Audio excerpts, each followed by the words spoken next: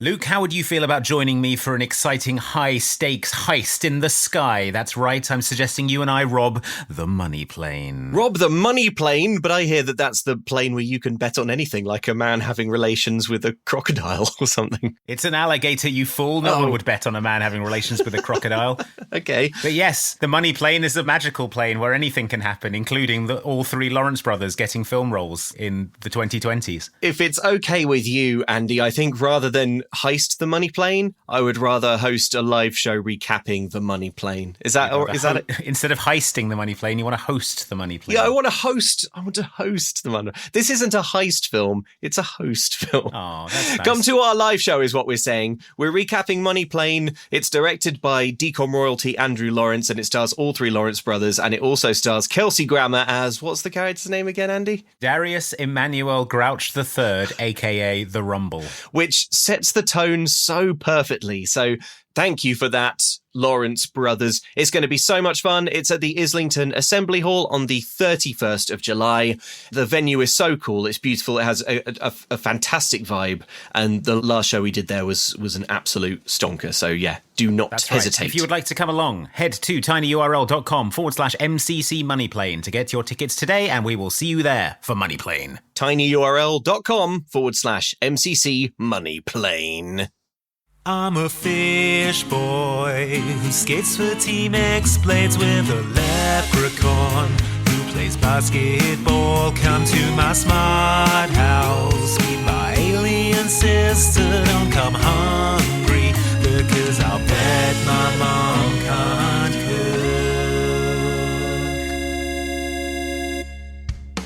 Hello everyone and welcome to Mom Can't Cook, a DCOM podcast. I'm one of your hosts, Andy Farrant. And I'm the other host, Luke Westaway. Hi Luke. So something's come to my attention. Yeah?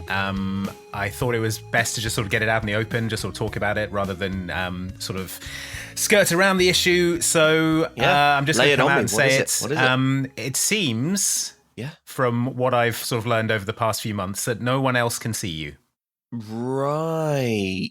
I thought you know, like when we're sort of out and about and we're chatting and stuff, and people are like, "Who are you talking to?" And then I say Luke, and they say, "What are you talking about? There's no one there." Yeah. Well, that's because I'm a dead ghost. Oh, okay. Because my God, I went back you and knew. No, I didn't. So I went back and I listened to a few episodes of this podcast because as soon as we finish recording this, I'm done.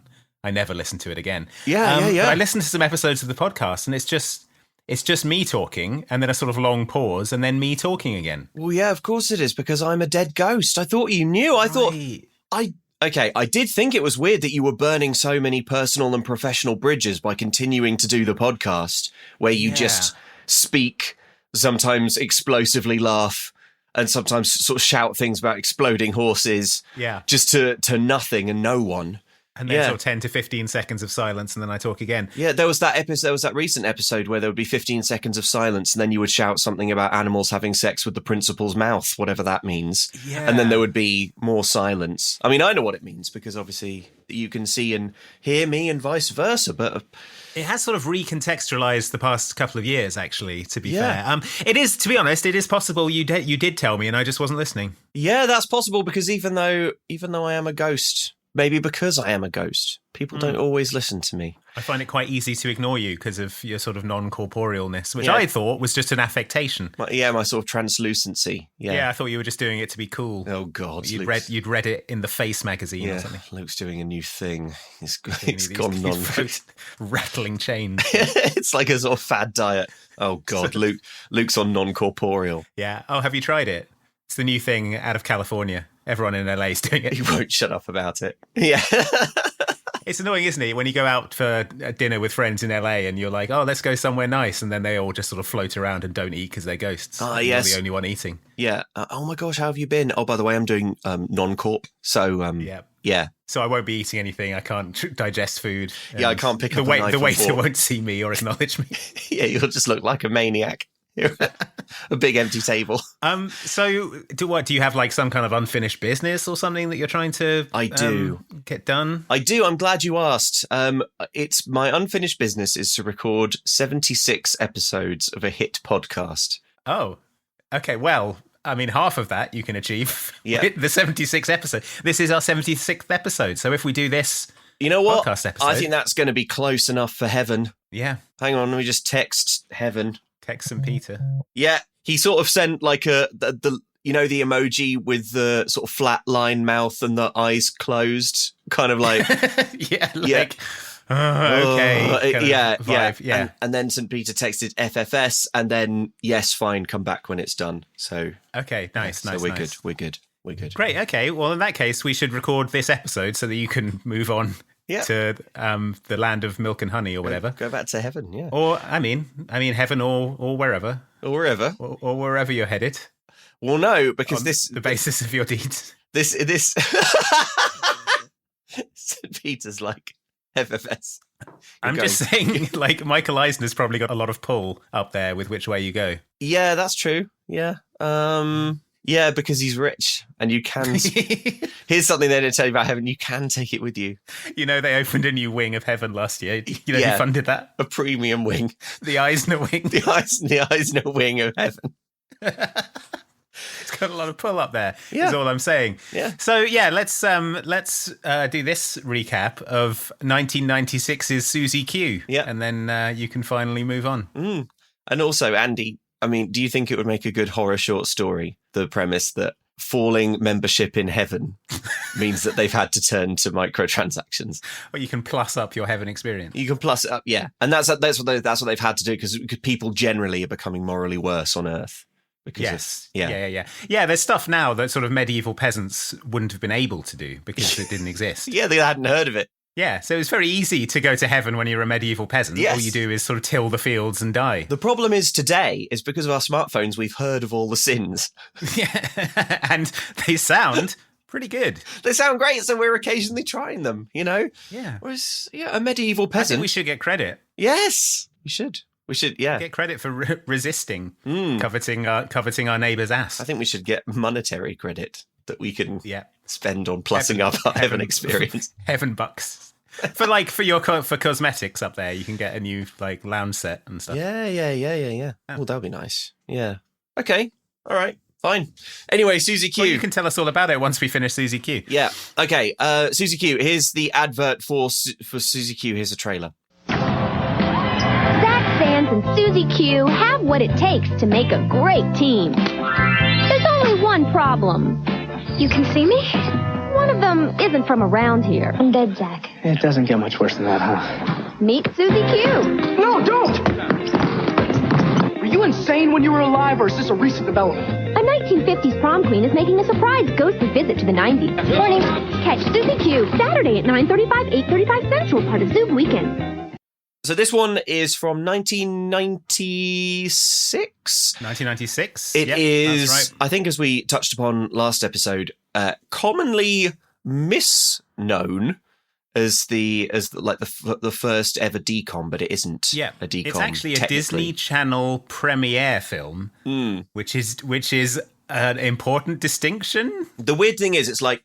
That feels like a bit of bureaucracy, like, who cares? What's a DCOM? What's a Disney Channel production or premiere or whatever this one's called? But tonally, all the DCOMs are kind of a piece. Under Wraps feels like a DCOM. Under Wraps was the first official DCOM that came out the year after this. Susie Q doesn't really feel like a DCOM to me. It's got a lot of licensed music. It's got quite a lot of rude bits. It's pretty horny, this film. It's kind of horny. It's kind of violent. Yeah, kind of violent, kind of sad. Yeah. Top line. Did you like Susie Q? Do you think it's good? I generally enjoyed Susie Q up until the end when it gets really stupid. Yes. 100%. Same. I was pleasantly surprised by this. I thought, 1996, not a proper DCOM, it's going to be a bit sort of rubbish. But actually, it pulled me along. It's quite propulsive. The story is simple but elegantly told. Well, it was produced by Saban Productions, Saban Entertainment, the folks who made all those tokusatsu shows like Power Rangers, Big Bad Beetleborgs. Oh wow! VR Troopers. Do you think that's why Amy Jo Johnson is? Probably why Amy Jo Johnson is in it, and probably why at the end Amy Jo Johnson and Justin Whalin, they sort of form up into a big mech. Oh yeah, And they sort of attack the evil property developer. in robot form. Attack the intellectual properties of some other show. Yeah, it's probably why at the end it suddenly transitions to footage from an 80s Japanese superhero show for about 15 minutes. But yeah, what did you think of Susie Q? I liked it. I think there's a pleasing, dreamlike darkness to it. Despite the plot being very conventional. I also like the music. I feel like this is a comparison that is so overdone, but I thought the music was really Twin Peaksy, and bear with me, because it's like the 50s. So a lot of the background music is kind of 50s stuff, but by way of like the 90s, which there's a lot. That's not the Twin Peaks background music where it's like Badalamenti going nuts on a keyboard. But no, not that. Yeah, but where it's like the Twin Peaks music where it's that motorbike guy playing his guitar and stuff. Yeah, like that kind of stuff. So I thought it was generally good. I think Amy Jo Johnson's really good in it, and and Justin Whalin is they're likable protagonists. There's some chemistry. Yeah. I thought Susie Q was good. All right. Awful ending, but there we go. Horrendous ending. But let's crack into it. So we open on Willow Valley, Washington in 1955. We see a record player being put on. The song Susie Q starts playing on the record player. The song Susie Q was released in 1957, so already I'm out. Horrendous anachronism. I can't watch the rest of the movie. So you're going to have to pick up the recap. I'll do the rest. Yeah. We get intriguing shots of a young woman getting dressed for some kind of prom. There are shots of her pulling on stockings that I would describe as quite long shots and sort of quite... There's an extremely long shot of her naked back as she sort of like tries to do up her dress. Yeah. It doesn't feel very Disney. No. Is the note that I have. So sort of already tonally we're sort of slightly off. She fastens up a pink dress, she fixes her makeup, she applies lurid pink lipstick, and outside we see a car pull up. It's big and 50s in that way that cars used to be, and you're like, why on earth were the cars so big? That seems unbelievably impractical for cars to be this long. A DeSoto or a Studebaker or one of those old-timey old-timey cars. Yeah. We see a man emerge from the car holding a bunch of flowers. Inside, Susie's grandpa, for this girl is Susie, he's rooting around in a cupboard, but he's senile and doesn't know that Susie is Susie. She's trying to get him to go back into bed, but then he says, Betsy. Oh, Betsy. Are you listening? He says. Yes, Grandpa, she says, and then he does a big fart. Yeah, and she sort of holds her nose. Yeah. Which is a bit... I thought that was weird, but fine. It was. Then this is literally the first character interaction in the film. Someone does a big fart. It does a big fart and someone else smells it and goes, oh. Yeah, it goes, oh. But, it's sort of played off as kind of cute. Sure. Then a voice from downstairs calls, Johnny's here.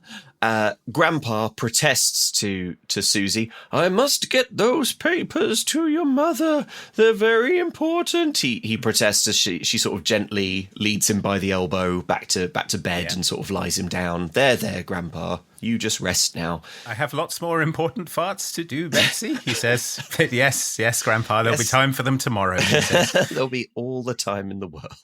Kissing him tenderly on the forehead. Taking one more big huff of Grandpa fart before bounding down the stairs for a big take.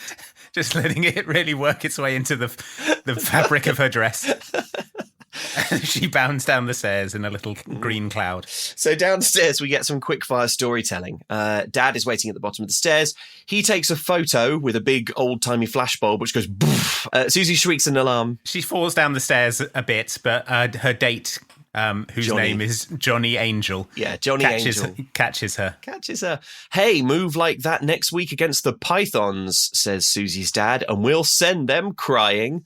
So we learn that Susie's dad is a high school coach and also a huge fan of Johnny, who's dating his daughter. Yep, Johnny Angel. He's a sort of like greaser. He's like Merv Kilbo from Dad Nav, but actually cool. He's a Merv Kilbo. He's a Merv Kilbo type. You know that? We need a real He-Man, real Merv Kilbo type.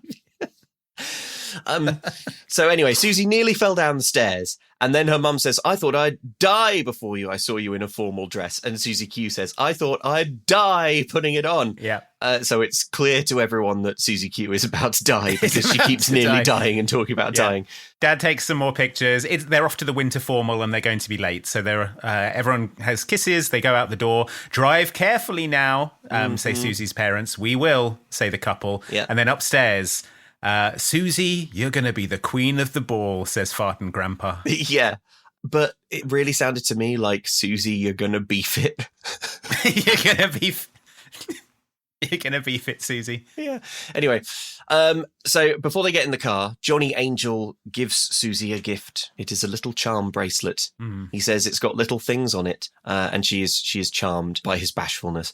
I'll never forget this night, she says, her eyes twinkling with love. We see Mum and Dad cuddling in the doorway, watching as Johnny Angel pulls away in his big old 50s car, although the engine stalls at first, interestingly. Yeah, he stalls the car due to it having a clutch, and then he drives off. So we're like, oh, a little bit of car trouble there. In the car, the radio is put onto a sort of doo-wop station. Johnny Angel is jiving behind the wheel. And we see another car full of partying teens race in the opposite direction. Exactly. As Sinister cuts to another massive 50s car.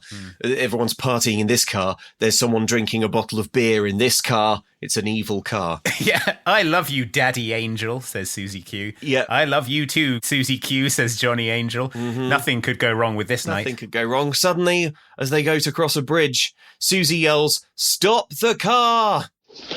What's the matter? My grandfather. I promised him I would send my mother up to see him. He was really insistent about it. Susie, your mom will go up to him eventually. Just forget about it. We're going to have a good time tonight. Not if I'm thinking about this. Johnny, we have to go back.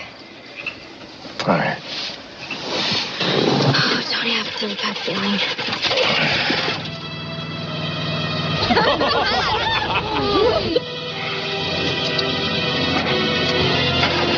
What the heck's that jerk doing? I don't know.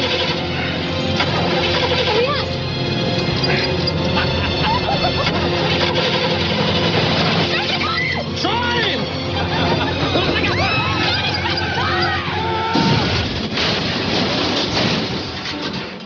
So, as you probably heard there, the car has crashed. Johnny Angel stalled it, trying to restart it, and the racing car of evil drunk teens plows into the back of them. Their car is sort of pushed half off the bridge that they're on. They're on a bridge here, a suspension bridge over a river. Yeah. And we get a sort of panning shot of Johnny and Susie's smashed up corpses. Okay. So I thought for sure when you hear the car impact, I was like, oh man, that's it. That's so sad. Susie Q's to black. We knew Susie Q was going to die, and now it's happened.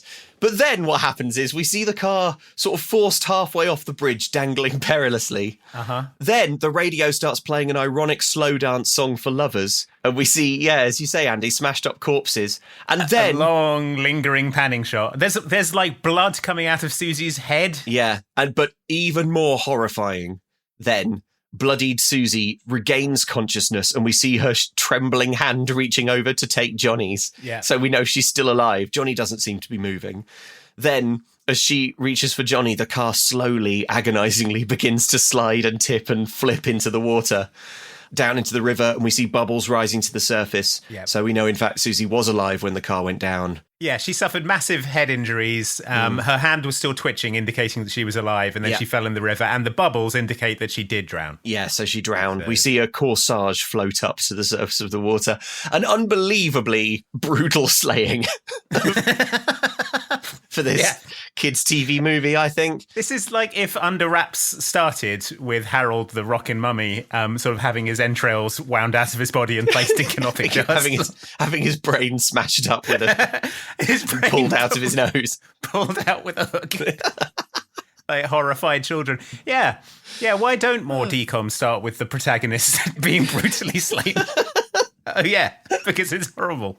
Well, look, they were still toying with the They're still figuring out the filth. They're like, okay, let's try and see what happens if we brutally slay the protagonist at the Hindsight is 20/20, Andy. It's obvious to us now that you shouldn't start a kids' movie with the brutal slaying of the protagonist, but it wasn't obvious in 1996. So the way I thought we'd start this one is with a lot of lascivious shots of her getting dressed and her nude back, and then we'll have her smashed up in a car accident and drown. Yeah. That didn't seem to go down too well with the parents. Well, so maybe next time we'll try a rockin' mummy. we'll do a rockin' mummy who like pisses for ages. Okay. So we, over the shot of this corsage floating on the surface of the river, we transition to Willow Valley, Washington, 1995. And we're at the very same bridge, but it's daytime now. A young man, Zach, and his mother are lost. They're sort of out the car looking at a map. Are you sure we took the right turn off? This doesn't look right. There's a little sister here as well called Terry. Nothing about this looks right, she says in a precocious way. Yeah. She explains to her mother that this bites the big one. Mum is appalled at her language. They drive on into town. Terry says, Mum, couldn't you have gotten a job in a more civilized place? Everyone I know is back in the city. Mum explains it's not forever, and her brother will make plenty of new friends. I bet when I get transferred back to Los Angeles, you'll be sad to leave, says Mum. I can feel the tears welling up already, says Terry, who is like a poisonous little sarcasm engine. Yeah. Let's talk about who everyone is here, because I really just want to talk about who the little sister is. So Zach is Justin Whalin, who you might recognise as Jimmy Olsen in The New Adventures of Superman. That's kind of what I know him from. The mom is Diane Chambers from Cheers, who was in Cheers for like 122 episodes. And the little sister, Terry, is played by... Because I was like, wow, that's a very distinctive voice she has with her angry sarcasm. It's played by Andrea Libman, who you probably best know as the voice of Fluttershy and Pinkie Pie in My Little Pony Friendship is Magic. And there you go. That really, like, honestly, when you know that and you hear her, you're like, wow, this... Oh, yeah. From a young age, she spoke like a little pony. A little sarcastic, evil pony, yeah. Yeah, you'll hear some later. It's a really distinctive and impressive voice. They get to the house. Yeah, we see that it's the house that Susie Q lived in.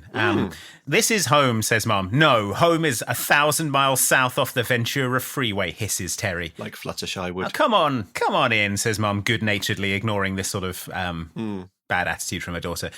So we get some stuff of them sort of getting the house ready to live in, taking newspaper off the windows, boxes being unpacked. Mum asks Terry to go and fill a bucket with water in the kitchen. So Terry goes in there. Nothing comes out of the tap initially, and then suddenly the tap is haunted. Yeah, turning by itself. The water kind of goes weird and sideways, and the taps seem to turn on by themselves, and then the bucket fills, and then when the bucket is filled, the taps mysteriously turn off. It sounds quite whimsical, but the music is kind of going like... It's quite... Yeah, it's like the sort of early stages of a Conjuring movie. Yeah. So Terry heads back with the bucket, and she says to Mum, did we get a really good deal on this place? And Mum's like, yeah, we did. Why do you mention? And she tries to tell Mum about the sink being haunted, but Mum is distracted by movers before Terry can inform her that she's an absolute clown who bought a lemon full of ghosts. That evening, Terry's still trying to get anyone to believe in her haunting. Yeah. The water came on by itself. I didn't even go near it, she tells Zach. This house is 50 years old. The pipes are probably backwards or something, says Zach. Yeah. So, yeah, that's it. Upstairs, Mum finds a picture of a dead or possibly divorced dad. We don't know at this point. Definitely and looks at dead. It. Well, she's smiling at the picture, so I assume dead. Like, she's looking at... although in Dad Napped, the mom was like, I'm divorced and so chill about it. So unbelievably chill about it. I'm divorced. In this one, she sort of looks and smiles ruefully. Yeah. Ruefully as if to shorthand. Yeah, for... like, Oh, there he is. I wish he had been kicked to death by 1,000 horses. I wish he wasn't bloody dead. Yeah, it's like that. So she smiles at it, begriefed. Cut to later that night. It's dark now. Spooky music plays, and we see the camera hovering over the sleeping form of little Terry. Yeah, it's like the camera from Evil Dead, where it goes around the woods, but it's going to Terry's room. Yeah. It moves, it floats over to a family photo on her bedside, which slides off the bedside table of its own accord and tips off and smashes. Terry wakes in fear. She runs to Zach and is scared. Like, when you know what this is, like, why does... So this is the ghost of Susie Q, right? Yeah. People can't see it. Yeah. So Susie Q's ghost walked in here and just threw a family photo on the ground and smashed it. Like, Susie... So the tap makes sense because Susie Q is sort of helpful and kind generally. So she was just like, I'll help you fill that bucket. I assume what Susie was doing, she wanted to look at the family photo, but she's quite clumsy and non-corporeal. Maybe. Okay. Maybe she just if you want dropped to give it the benefit accident. of the doubt. It doesn't look like that. It looks like a ghost furiously slams a family photo to the floor as if to say, I'll kill this family. They sort of say later on that a bunch of families have gone through this house and a lot of them leave. So maybe like until she meets someone who can see her and help her out, Susie is being a sort of malevolent poltergeist and they just don't really go into it. Yeah, actually. Yeah, let's go with that. I like that. Okay. Yeah. So Terry wakes in fear and runs to Zach's room. He agrees to investigate. He points to the open window and he's like, come on, Terry. Ever hear of the wind? Mm-hmm. So he closes the window, but Terry's like, no, this was something else. Well, if you see it again, tell it to be more quiet. Mum's sleeping, he says. He turns the lights off. The wind whistles through the curtains again. There is something in this house, says Terry. Meanwhile, at midnight, Zach decides to start going through boxes and he finds a basketball. But suddenly he has a traumatic basketball flashback. Yes, he is assailed by psychic knives. It's a bit weird because you don't really know what's going on here yet. Yes. I say a bit weird. It's extremely weird. It's very, very jarring and very, very odd. So it's like a basketball game. You see cheerleaders are cheerleading. He's playing and there's a shot of his mum in the crowd, like throwing her hands up in an exaggerated shrug and going, Yeah, she says, I don't know, in a kind of weird dreamlike way. Yeah. But it is like a really odd vision. And I'm like, is this a memory? If this is a memory, why are we seeing it? Because it's not particularly dramatic. Or No. He's just playing basketball and then he looks over at Mum and Mum goes, I don't know. I don't know. Yeah. What are we seeing? Okay, the language of cinema is telling us that this is a traumatic flashback, but it's like his mum not knowing something at a basketball game. I felt Why is that traumatic? I felt like weirdly this was more like the cinematic language of a vision, like a like a precognition. Precognition. Yeah, like premonition. Premonition. Something that's going to happen when he touches the basketball. He sees his mum will not know something. Yeah, I was one day the unthinkable will occur and my mum will not know something. Yeah. But only if I touch a basketball. Yeah. So anyway, the odd memory flashback thing ends, and it's breakfast time.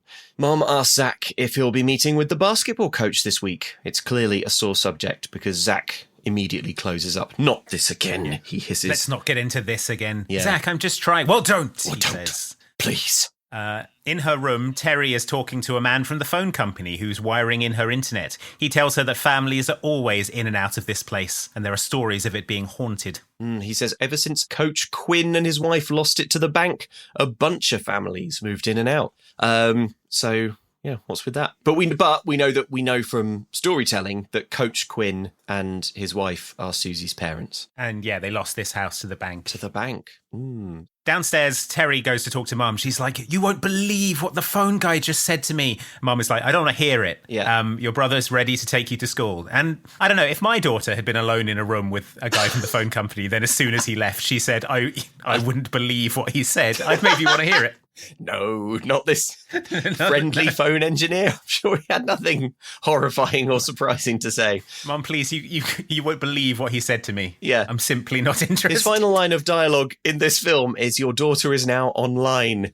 He sort of comes downstairs and announces, your daughter is now online, and then leaves. And then Terry says, yeah, I need to tell you what he said. And she's like, no, go to school.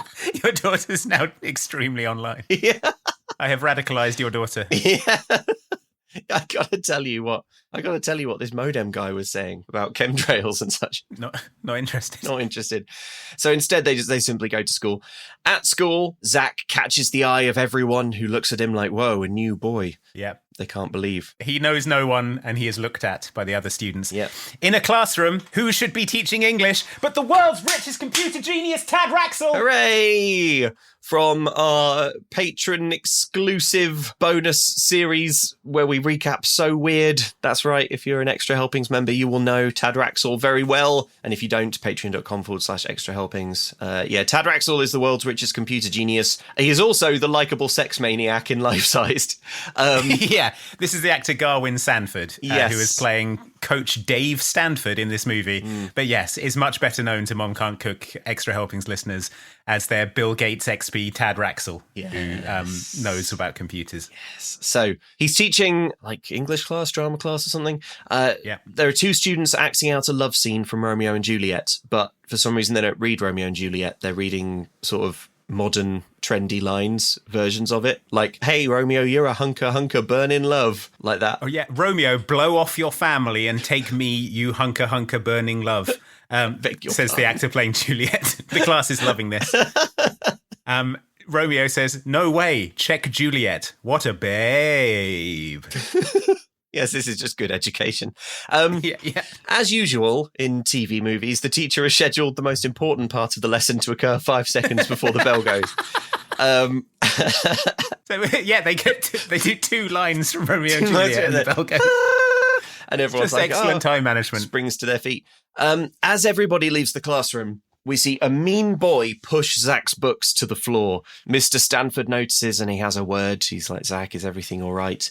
"Yes, Mr. Stanford," says Zach. And Mr. Stanford says, "Please, call me Dave, call me Coach, call me anything but Mr. Stanford." Yeah. Which is how we know he's a cool and relatable, friendly teacher. Okay, Tad Raxel. Okay, Tad Raxel, the world's richest computer genius. Richest computer genius is what I will be calling him Yeah. throughout. "I was hoping to see you at the basketball game Saturday," says Tad Raxel. "We could really use another body out there. But- I'm not going to be coming out for the team. I can't. I'm sorry," says Zach, because his trauma is deep. Yeah. And then he sort of like runs away, leaving the teacher disappointed. Mm-hmm. We cut to a TV station. This is where Mom works. Yeah. She's a news reader. She's what Americans call an anchor. An anchor, yes. She's not working at the moment. She's just at the station, and we see there's some kind of sort of looks like public access, local issues interview going on. Yeah. There's a developer, one Mr. Kovich from Kovich Enterprises. He's being interviewed by community members. Yeah, about a new property development that he's doing. The interviewer says that 20 older people will be displaced from their homes by the demolition of a trailer park. "It's not in my nature to focus on the negative," says Mr. Kovich, who we are to understand is evil. Yeah. "This new ultra development provides housing to hundreds of families." And then we sort of see that Tad Raxel, the teacher, is there as well on this panel. And he says, "Several of my students live in that trailer park and their families would have to leave Willow Vale," says Tad Raxel. Kovich doesn't care. He's an evil, wealthy property developer. So there we go. We're just putting the pieces in place here. I think this is all very reasonable and decent storytelling. Very efficient storytelling. Yeah. We've got an evil property developer. We've got a ghost. Yeah. Cut to the riverside by the bridge where Susie Q died. Yeah. Zach and Terry are fishing in the Death River. Yeah, fishing for 50s skeletons. Like, was her body ever recovered? I don't know if we... hoping to pull up her skull with a big quiff. Rockabilly skull. Rockabilly skull that would look at them and go, "No bones about it, Daddy-o." Boop-boop-a-doo for Notcher, baby. But instead, in an unlikely turn of events, Zach's fishing line pulls up the bracelet, the charm bracelet that Johnny Angel gave to Susie that night. He offers it to Terry, but she is disinterested. She doesn't want it. She doesn't want this sort of fished up corpse bracelet. Still got a hand on it, a skeleton hand with like a sort of 50s greaser ring on it. Yeah. So back at the debate, Tad Raxel thinks that this development is unacceptable, but evil Kovich thinks that it lets families get a big slice of the apple pie for themselves. Yep, the American dream. I think generally when you're using this idiom, you say big slice of the pie. You don't... A big slice of apple pie. I think this is clever wording by this man, because he's buying the land for a big piece of apple pie. Maybe instead of money. No, I made it very clear you'd get apple pie. Well, maybe the residents of the ultra development, all of the houses will be very close to an apple pie shop. Do you know when you see like hoardings for a new development? Andy, on the very, very rare occasion that you see hoardings for a luxury development of like flats. Yeah. It's extremely rare in London to see that. Yeah, but just occasionally you will catch a glimpse or hear about someone who's seen a luxury flats development. Yeah. And they always have in the concept art, like at the bottom on the ground level, there's always like, and this is where shops will go. So you can go to the deli if you live here. Yeah. And if you live nearby here, you can go to a deli. So don't get upset when we build this, because there's going to be a deli. So actually, you scum, there's going to be a deli, and that will improve you. Yeah, it's going to be a deli, so shut up. Yeah, but you won't have to eat 6-kilogram bags of rice that you scavenge from the bins like you probably do. Yeah, there's going to be a Zzz's. You're going to be able to get an oat flat white. So shut up. There's going to be a Five Guys. Shut up. Look, do you want a Five Guys or do you want natural light? Do you want a black sheep coffee? This isn't the way to go about it. I am this close to pulling the plug. And then there's going to be no black sheep coffee for any of you. There's going to be no black sheep coffee, and you'll have to drink normal coffee without weird mushrooms in it. There's going to be, yeah. So, oh yeah, they do put like mushrooms in their coffee. What's with that? okay. This is such narrow casting. We can't get into the fact that this coffee chain is selling some kind of cordyceps coffee. I've seen The Last of Us. I'm not drinking that. What are you doing? I'll have a cordyceps coffee with almond milk, please. I'm trying to be healthy, so I'll get the healthy milk option. I don't know. Yeah. You're going to turn into a clicker. You may as well enjoy full fat dairy. Definitely. Okay. Where were we? Oh, yeah, Susie Q. Okay. Yeah, so Coach Dave, after the interview, introduces himself. Coach Tad Raxel introduces himself to Mom in a sort of flirtatious way. He asks how Zach is settling in at school. Mum says, good, and he really likes your class. Tad Raxel says that he's been going through Zach's records. An amazing athlete, it seems. It turns out he's the best athlete in the world. Yeah, an amazing athlete. Yeah. One of the best in the country is what his record says. Yeah. You don't understand why Zach refuses to play, says Mum. I've written in brackets, Dad killed by white hot basketball through head, ? He's so good. He did a huge dunk and it flipped off the backboard and just decapitated Dad. You know, a backboard shattering dunk. Well, this was simply a back shattering dunk. This was a dad shattering dunk. He did such a huge dunk that his dad shattered. Off the dad board. So yeah, huge windmill dunk, shattered his own father into a million pieces. So, did you know Zach's father passed away last year, Mum says? And we get a bit of the backstory on what happened to Dad. He died in a car crash. He was coming home early from a business trip to make Zach's championship game. Coach Tad Raxel is like, well, Zach probably shouldn't blame himself for that. Well, he does, says Mum. I just hope time will change that, she says. Well, he does, and there's nothing I can say that will change that. Yeah. There's no point in me even trying to say that it wasn't his fault, and I'll never do it because it wouldn't make a difference. I know it wouldn't make a difference. There's no point in even trying. Yeah. She says, I just hope time will change that because I, his mother, certainly won't. Because there's no other way I'll attempt to change that. Yeah. We cut straight to dinner and we find out that Mum has already told Zach about this conversation she had with the coach. Yeah, Zach can't believe that he told cool teacher Tad Raxel about this. About dead Dad. He's just worried about his team. They haven't won a game all season. Yeah, they suck, says Misanthrope of the Year, Terry. Yeah, like Fluttershy would. Yeah. So Zach thinks that Coach Tad Raxel only cares about his superhuman athletic prowess. Yeah. Mum tries to make him feel better. She says, losing a parent is a terrible tragedy. I know that, son. And then I sit there going, but? Is there a but on that sentence? No, that's it. No, that's it. Also, the way she says it is so like, it's like she talks to him like a school counsellor would. It's like, because she lost her husband, right? Yeah. And now she's single parenting for 2 kids, 2 bereaved children. Yeah. So her life presumably is very challenging. Pretty but bad she's as just well. like, Zach, losing a parent is a terrible tragedy. Yeah. So maybe she didn't like him very much. It was fine for me because your father and I were in a loveless marriage that I was going to end soon anyway. Yeah. I was hoping that you would do one of your dad-shattering dunks and explode his... That's why I had the coach teach you the dad-shattering dunk. Dad-shattering dunk. The forbidden technique. The controversial move. Every dad in the gymnasium explodes. Look, Zach, a lot of kids lost their dad. The day you did the dad-shattering dunk. You sent out the precise sonic frequency that shatters a dad. I'm sure there were a few childless men there who survived. The dad resonating frequency. Every dad there just shook apart. And yes, we needed those 2 points to beat the fighting mongooses. Yep. So it all worked out kind of in the end, if you think about it. Well, the referee was a father, so the match was invalidated, unfortunately.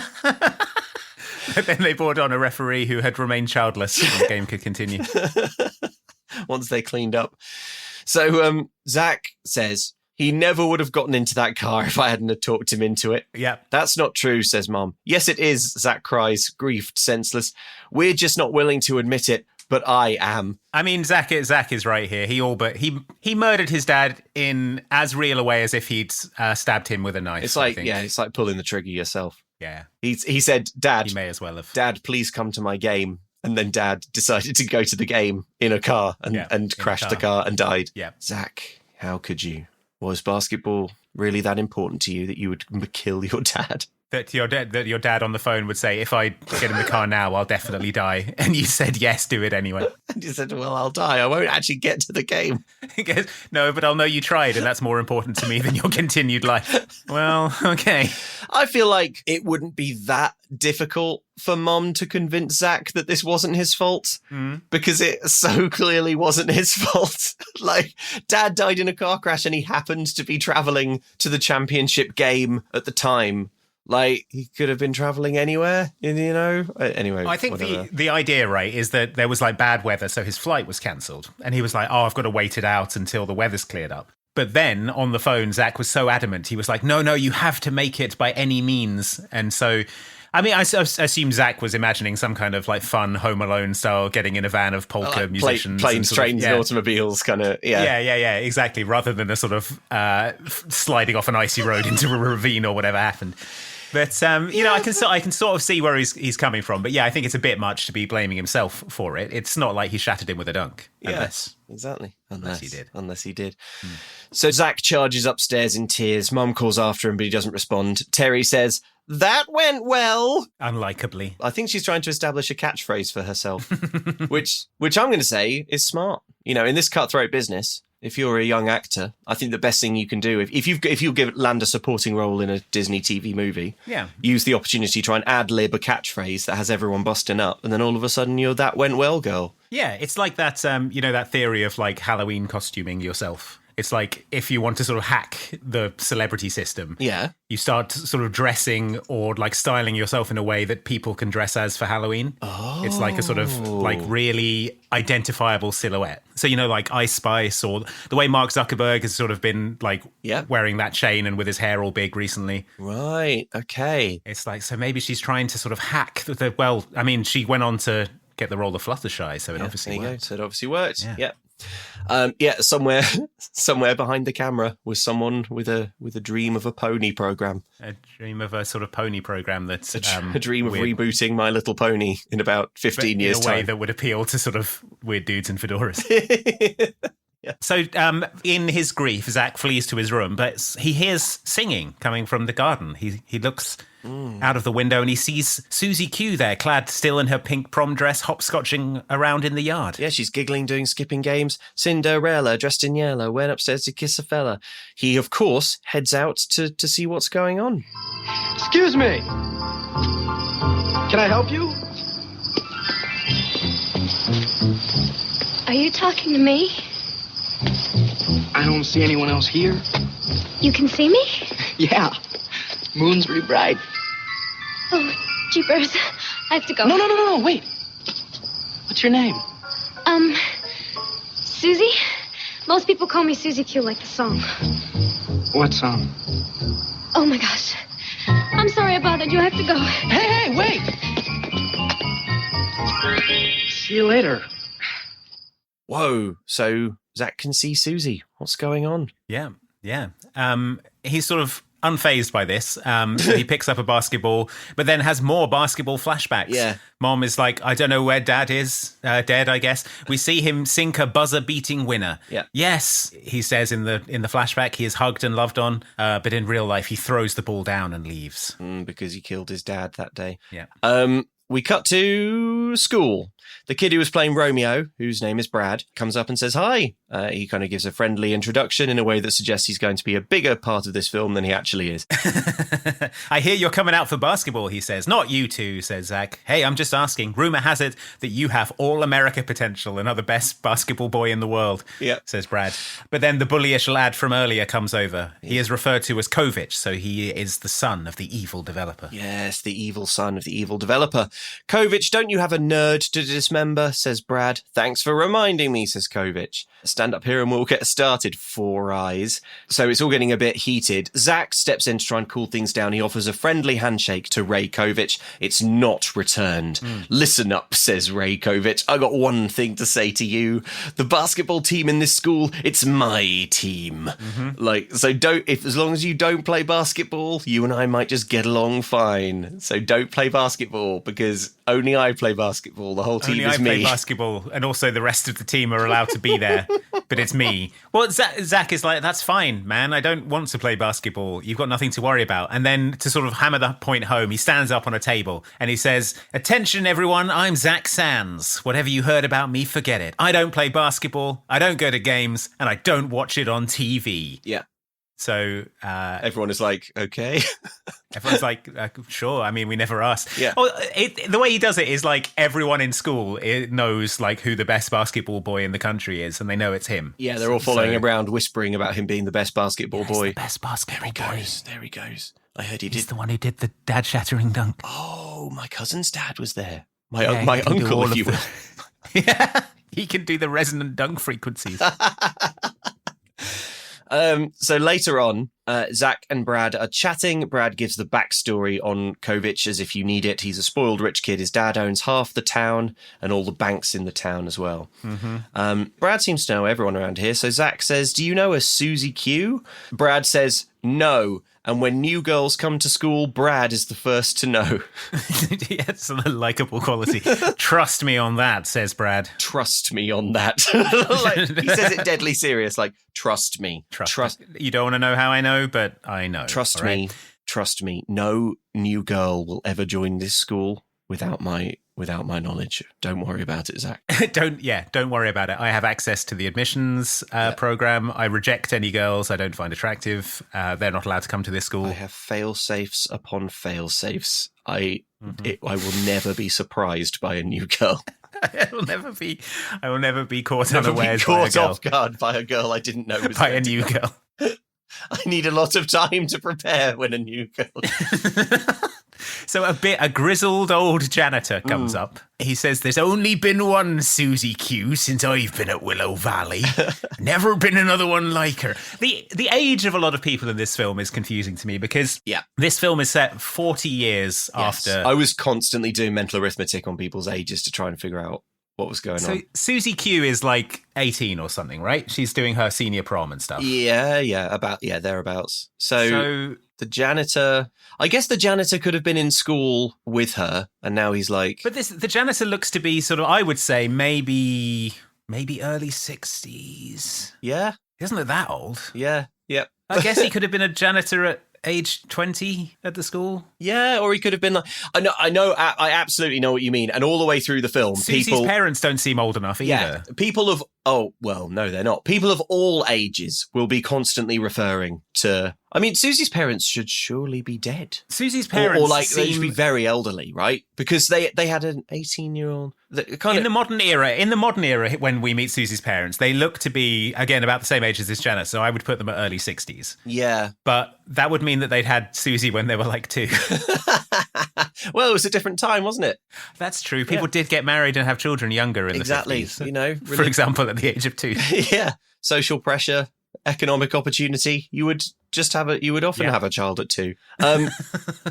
So this janitor says there's only been one Susie. I liked it. Only one Susie Q Only been since one I've been Susie here. Q since I've been here. She was gonna be something though. Smart as a whip and pretty. She was going places, he says. But she were killed out on Route 9, winter of 55. She were an angel. And he shows Zach a photo in a trophy cabinet. Of Susie Q doing the splits. Yeah. Zach can't believe, because of course this is the girl he saw in his backyard.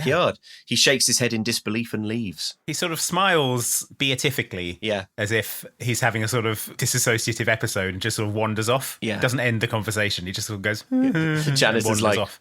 A boy then? boy then. By the way, I heard you're the best basketball boy in the country. That true? I heard you shattered a dad. My dad was at that. He's 30 and he was at that game. He got shattered, he did, and I'll get my revenge. He's gone.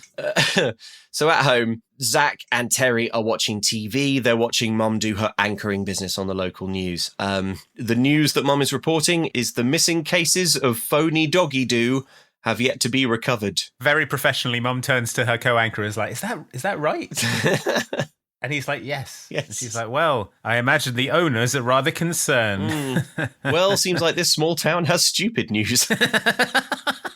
Time for bed, Terry, says Zach. Yep. And then as they leave the room, we see a slender woman hand take popcorn from the bowl. Sinister. Dun, dun, dun, dun, dun. Upstairs, Zach gets shirtless, ready for bed.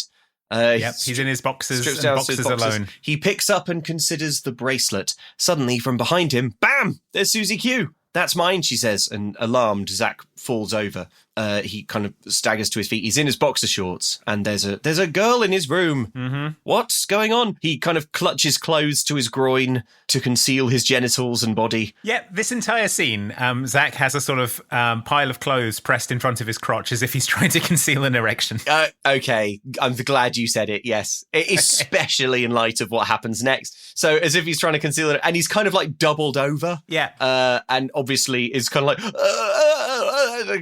It is exactly cinematic short. It's an American Pie shorthand. Yes. For concealing an erection. Yes. He looks like Jason Biggs caught in the kitchen by his dad with the pie. He's like, It's exactly that pose and big boxer shorts. Yeah. His sister bursts into the room and she's like, what's going on?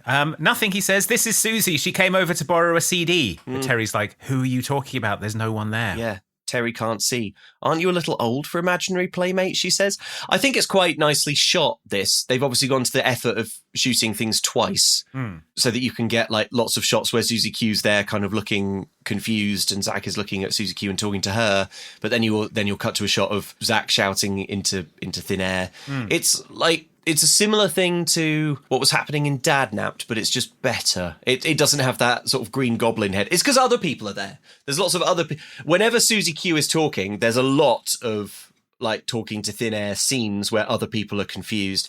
And that nice writing trick where he will say something to Susie Q, but it kind of makes sense in the context of the conversation that Zach was having with the other person do you know what I mean? Am I explaining this fairly well? Yeah, so he'll say something that means something to Susie Q, but the other person is like, what do you mean? What? I told you about this. So it's like two conversations happening simultaneously. My mother was a saint. But it's quite well done. Generally a lot of the stuff in this film, the script is decent. Yep. Like it looks like it's had some money spent on it. Yeah. I have no complaints in that department. Yep. So then things get worse because Mom walks in as well. Yeah, he's still clutching clothes to his crotch and his mom walks in. Okay, so like if you're sharing the house with a teenage boy, don't burst in. And you burst in and he's there and he's clutching the clothes over his groin and he's kind of doubled over a bit like in American Pie. Yeah. I'll be like, good night, son. Well, I just scanned the room to check that he wasn't having sex with any of my items. Or any of my sort of baked goods. And once I was satisfied that wasn't happening, I'd leave him to it. Once I'd done a meticulous search. Once I'd inventoried all of my items. Yeah. Yeah. Well, it's like, I don't know what he's doing. I need that briefcase for work tomorrow. So Zach's like, can't you see? See what? Says Mum. Susie's standing right there, but no one can see her. Good night, Zach, says Terry. Good night, Susie, she says to the room. And they leave. Mum says, oh, by the way, Zach, turn off that awful music. And Susie says, finally, someone with taste, because she's from the 50s and doesn't enjoy hip-hop. Enjoy the rap music, yeah. Mum keeps sort of popping her head back in. Okay, this is absolutely insane. So Mum leaves, closes the door. Then there's a second, and then bam, she's back in and says, did you change something in here? It just feels different. And Zach's like, what? No. Please go away. And she's like, no, all right. And then she leaves, and then there's a second, and then she's like, bam! And this time she doesn't say anything, she just looks at him. Is she trying to catch him masturbating? She's definitely trying to catch him masturbating, for sure, is what she's trying to do. But why? I don't know. Maybe, well, she's a news hound, isn't she? Maybe she's trying to get the scoop. Well, to be fair, the current most pressing news is like a missing box of fake dog. So she's probably thinking, yeah, I could lead with this tomorrow night, 9 o'clock. Local boy found Jack in it. Local boy cranking it like mad. She's like, gotcha. Oh, gotcha. Okay. Oh, damn. Yeah, her news hound instincts. Kick in. She's like, I've got to get the scoop. Yeah. So he's finally left alone with Susie. Please tell me that was your mother in the trophy case at school, he says. But Susie admits that it's her. It's impossible. The janitor told me you were dead. I am, says Susie, and you're the first person who's been able to see me. Zach is... He's like, oh, this is weird. I'm going to go to sleep now. And then he sort of climbs into bed and is like, yeah, sleep, a little sleep. That'll sort me right out, sleep. And then just falls asleep. Yeah. I don't know if I'd be able to sleep in this situation. Well, maybe it's like, maybe just as the adrenaline leaves his body, he's just got nothing left. The adrenaline leaves his body. Yes. No, I know what you mean. Yeah, he just... As the adrenaline drains from his body. He suddenly feels quite sleepy. So he does go to sleep, and the next morning... Mom crouched in the doorway with the notepad. Yeah. What a scoop, she whispers. The next morning, Zach is shaken awake by Terry. All of his family are just in and out of his room all the time. Just in and out of his room whenever, yeah. Mum's like, pop upstairs and see if you can catch your brother Jack in it. There's a little spy camera. For the morning edition. Yeah. If you pop on this wire, try and get him to speak into your chest. Yeah, try and get him to admit to it. So he's shaken awake by Terry. Susie is nowhere to be seen now. He searches his room nervously, but she is not there. I'm not sure why. I don't know where she's gone, but fine. Well, she's gone to school. She's gone to school. Yes. Yeah, we see that she's at school, strolling around, looking at kissing couples. Yeah. She sees Zach and approaches him. Morning, she says, and he sort of like shrieks in terror and falls down some stairs, hitting a girl. Yeah, he collapses into a passing girl. He frantically apologizes to the girl. Then Susie talks to him. He shouts at Susie to shut up. The girl thinks he's telling her to shut up. And, the girl eventually gets on her way.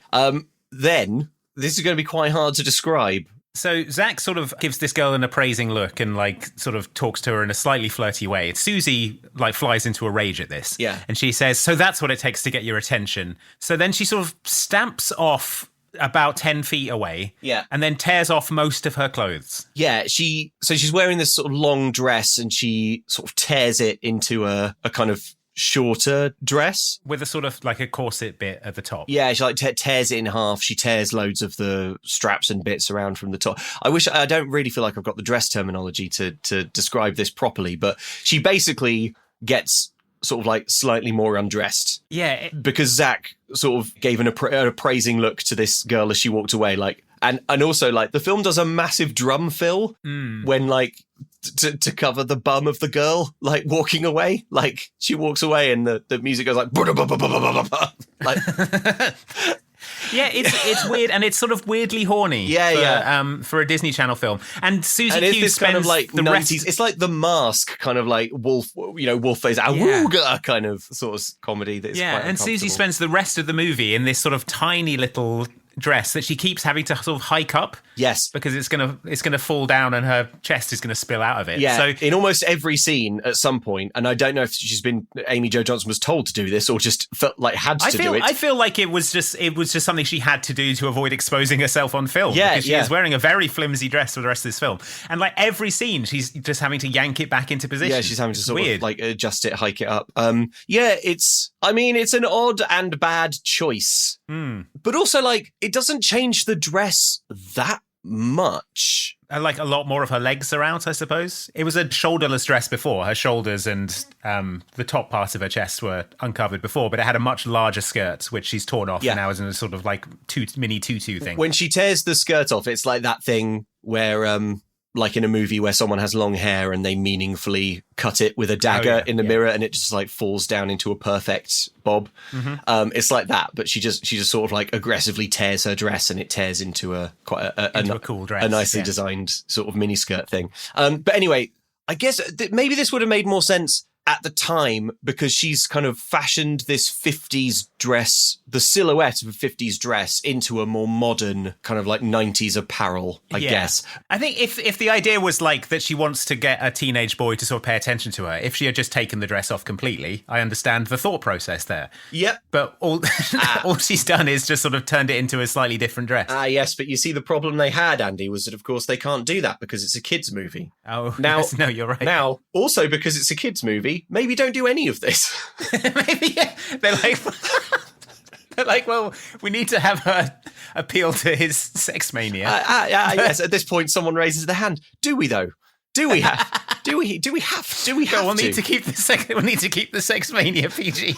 Also, after we've done this, I've got a dynamite idea for a movie about a doll that all a load of men want to have sex with. It's called Life Size. We'll talk about it later. This movie is closer in tone to Life Size than it is to Under Wraps, but better than life-size, and not better than under wraps. No. So Susie says, please listen to me, Zach. I think I figured out why you can see me. It's because of your bracelet. Will you please pay attention? Thank you. Okay, now, at first I was really scared, and then after thinking it over, I figured out that this is actually a really good thing because you can help me. How fortunate. Zach, you're living in my parents' house. In my house. At least it was until the bank took everything. I have to know what happened, and I need your help. Wordlessly, he leaves this underwear ghost out in the quad. He leaves most scenes this way, doesn't he? He just sort of Just wordlessly leaves. silently rotates and glides away. And acting complete. Yeah. Cut to chemistry class. Zach is obviously very distracted because he's being haunted by underwear ghost. Students take turns adding organic compounds in order to some kind of experiment up front. Zach is asked to put the final one in, but he doesn't know what it is. But Susie Q glides into the room and she looks it up in a boy's textbook and she shouts to him that it's ammonium hypochlorite. And Zach is like, yes, nice, I'll just add that straight away without sort of looking to the teacher to see if that's correct. And the teacher says, no! But he's already added it, and the experiment gouts out endless clouds of fart gas. Poison gas fills the room. Everyone chokes to death. Everyone evacuates. Everyone's choking on fart clouds. The bully, Raykovich, is furious. Brad is impressed. He thinks it's a wicked cool prank. The teacher is furious. And Susie Q is there, sort of looking contrite. Chemistry was my worst subject, she says. Now you tell me, says Zach. You shouldn't have to be told, the teacher snaps. And there's some more of this. This thing where it's two different conversations. Yeah. Later, we cut to Zach in the toilet. Susie Q comes in. You can't come in here, shouts Zach, and a small pissing boy runs away in fright. He's kind of screaming at nobody in the boys' bathroom. You're making it really hard for me to fit in around here, he hisses at Susie Q. Then, once again, the bell goes. I think the bell in this school may be broken. It seems it's going off every 4 minutes. Every 4 seconds, yeah. Do me a favour and don't help me anymore, he roars furiously at Susie Q, who is a friendly ghost. And now we're in Coach Dave's class once again, Coach Tad Raxor. He assigns them homework from Romeo and Juliet. And as Zach leaves, he apologises for pressuring him over basketball. Yeah. He's like, I'm sorry I tried to pressure you into joining the team. I didn't know that you'd killed your dad with a dad-shattering dunk. If you need to talk sometime, he says. But Zach's like, no way, man. If I talk to you, I might end up doing another dad-shattering dunk. And I can't have that on my conscience. We see him walking home. Susie catches him on the street. Sorry about this morning, she says. I was just trying to help. Sorry I got mad, says Zach, but put yourself in my position. This is so off the wall. An expression that Susie can't pass whatsoever, being from the 50s. Yeah. Zach, about my parents, ventures Susie, but he interrupts her. He's like, look, Susie, if a beautiful girl was following me around last year, I probably would have loved it. And she goes, you really think I'm beautiful? If the pink Power Ranger was following me around all last year, I'd have loved it. You really think I'm beautiful, says Susie. He bashfully sweeps back his long 90s curtains hair as if to say, yes, I do, but that's not the point. I can't help you, he says. He says, with everything going on in my life, for example, having killed my dad, I can't help. I'm sorry. Yeah. Me too, she says, obviously upset. I've got a lot going on. I can't stop it to do ghost investigations. And then we cut to night. Mum is leaving for work and Susie Q gets into the passenger seat of Mum's car. Yeah. She turns to Zach and says, I hate to do this to your mum. I really do, she says. Yeah. And they start to drive away. And Zach's like, no, what are you going to do? Don't kill my mother. Yeah. And then Susie says, watch the news tonight. I predict there'll be a very special report. And I'm like, holy Susie Q's going to jam Mum's car into the same river she died in. Yeah, she's going to kill Mum the same way she died. And then there's going to be a mum ghost. Damn. It's not that. Susie should really have realised how frightening this this situation appears. In fact, what Susie's planning on doing is sort of humorously pranking Mum while she's being a news anchor. Later on, she's doing the weather report. Mum's trying to do the weather, but Susie stands at the control desk and she presses random buttons to call up all sorts of weird stuff on the screens that Mum has to struggle to react to as it appears. Yeah, Susie then sort of rolls the big metal fan that they have in the TV studio, which starts blowing wind while Mum's talking about the windy city, Chicago. Yeah. It blows Mum's skirts up. Yeah, Mum's like struggling to hold down her skirt. You've got to admit, says Terry at home watching TV, Mum's got great legs. This film is a bit too horny. Terry? What do you mean? Do you mean Fluttershy? Then Susie pulls the lever at the TV studio that makes rain come down in the studio. Yeah. And so Mum is sort of like drenched and sprayed. Why do they have that? Yeah. I'm going to kill her, says Zach at the TV, obviously realising that Susie is doing all of these ghost pranks. Later on, Mum comes home, bedraggled and wet.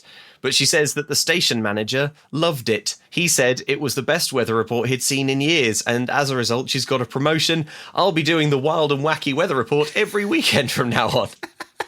So, welcome to the wild and wacky weather report, where a sort of clown gets covered in water and glitter and guns. Look forward to a weather report where a woman is wind machined and sprayed while no accurate weather information is communicated. But you can sort of leer at her legs if you want. while deliberately incorrect weather is broadcast. Look forward to the deliberately incorrect weather report. Welcome to the deliberately incorrect weather report, also featuring a woman being sort of winded and sprayed. A woman being assaulted with weather. Yeah, while we don't tell you what the weather's going to do. The station manager's like, I love it.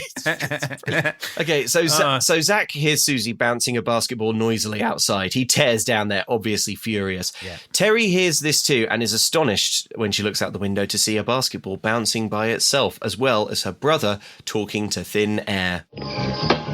Let me ask you a question. Were you insane when you were alive, or is this a recent development? You know what? You should be thanking me because your mom came out of this just fine. Oh, really? Yeah. Now, let me warn you instead, all right? Stay away from my family, Susie. I mean it.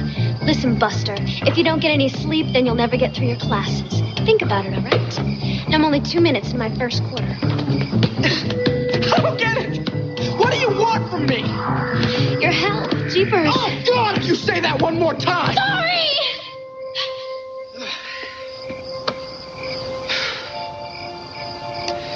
No, I'm sorry. Will you please come with me tomorrow after school? If you do that, I promise you I will never bother you again. So Zach has agreed to help Susie get justice for her parents' quest. So we go to the trailer park. It turns out that Susie's parents are one of the elder couples living in the trailers due to be displaced. And we see them inside. They're talking about moving. They'll find somewhere, they say, but they're sort of chipper in the face of adversity. Yep. Susie looks at Zach and he's devastated by this scene playing out in front of him. Yeah. Susie explains that they're building a new development here and the residents only have 30 days to move, despite Dad's years of service to the town. Yeah. And being like beloved local high school coach. They never should have lost their house in the first place, says Susie. The whole thing has to do with these papers my grandfather was looking for on the night of my accident. Yes. We have to find them. I'm begging you. Please talk to them about Grandpa's documents, says Susie. And then Zach says he will. He will. Thank you, says Susie. Yeah. And then we cut to Zach has gone to school instead. Yeah. He has not done that and instead gone to school. He's gone to basketball practice. I don't know why, because he's refusing to play basketball, but they are watching practice. The team is awful. Spoiled boy Raykovich is sort of screaming and hurling abuse at the terrible players. Yeah. Jeepers, they're bad, says Susie. There's a bit more like chat confusion because Zach hasn't learned to lower his voice when talking to a ghost. Sort of shouts all of his dialogue to Susie at the top of his voice. Susie gets mad at the bullyish Kovich and throws a basketball at him. Kovich thinks that Zach threw it, and so he hurls one directly at Zach, but he catches it preternaturally. Yes. And then sinks a three-pointer from the stands. I found this bit immensely satisfying. I thought it sort of looked really cool. Yeah. It's like an effective recreation of a daydream we've all had where we do something cool and really stick it to a bully. Where a bully throws something hard into our face, but in our daydream we sort of catch it and then windmill dunk it. Yeah. And then everyone stood up and applauded. Amy Jo Johnson, who is our invisible imaginary friend, warns us that the ball's coming, so we kind of spin, catch it, and then while everyone's looking, effortlessly from the bleachers, sink it in the net. And the bully's like, ah! And the bully's like, no, I'm defeated. And then your imaginary girlfriend, Amy Jo Johnson, high fives you. Yeah. And then you go and you get in her pink Power Ranger robot and you drive off. You get in the Pteranodon Dinozord and fly and make out. Fly into the volcano from whence it came.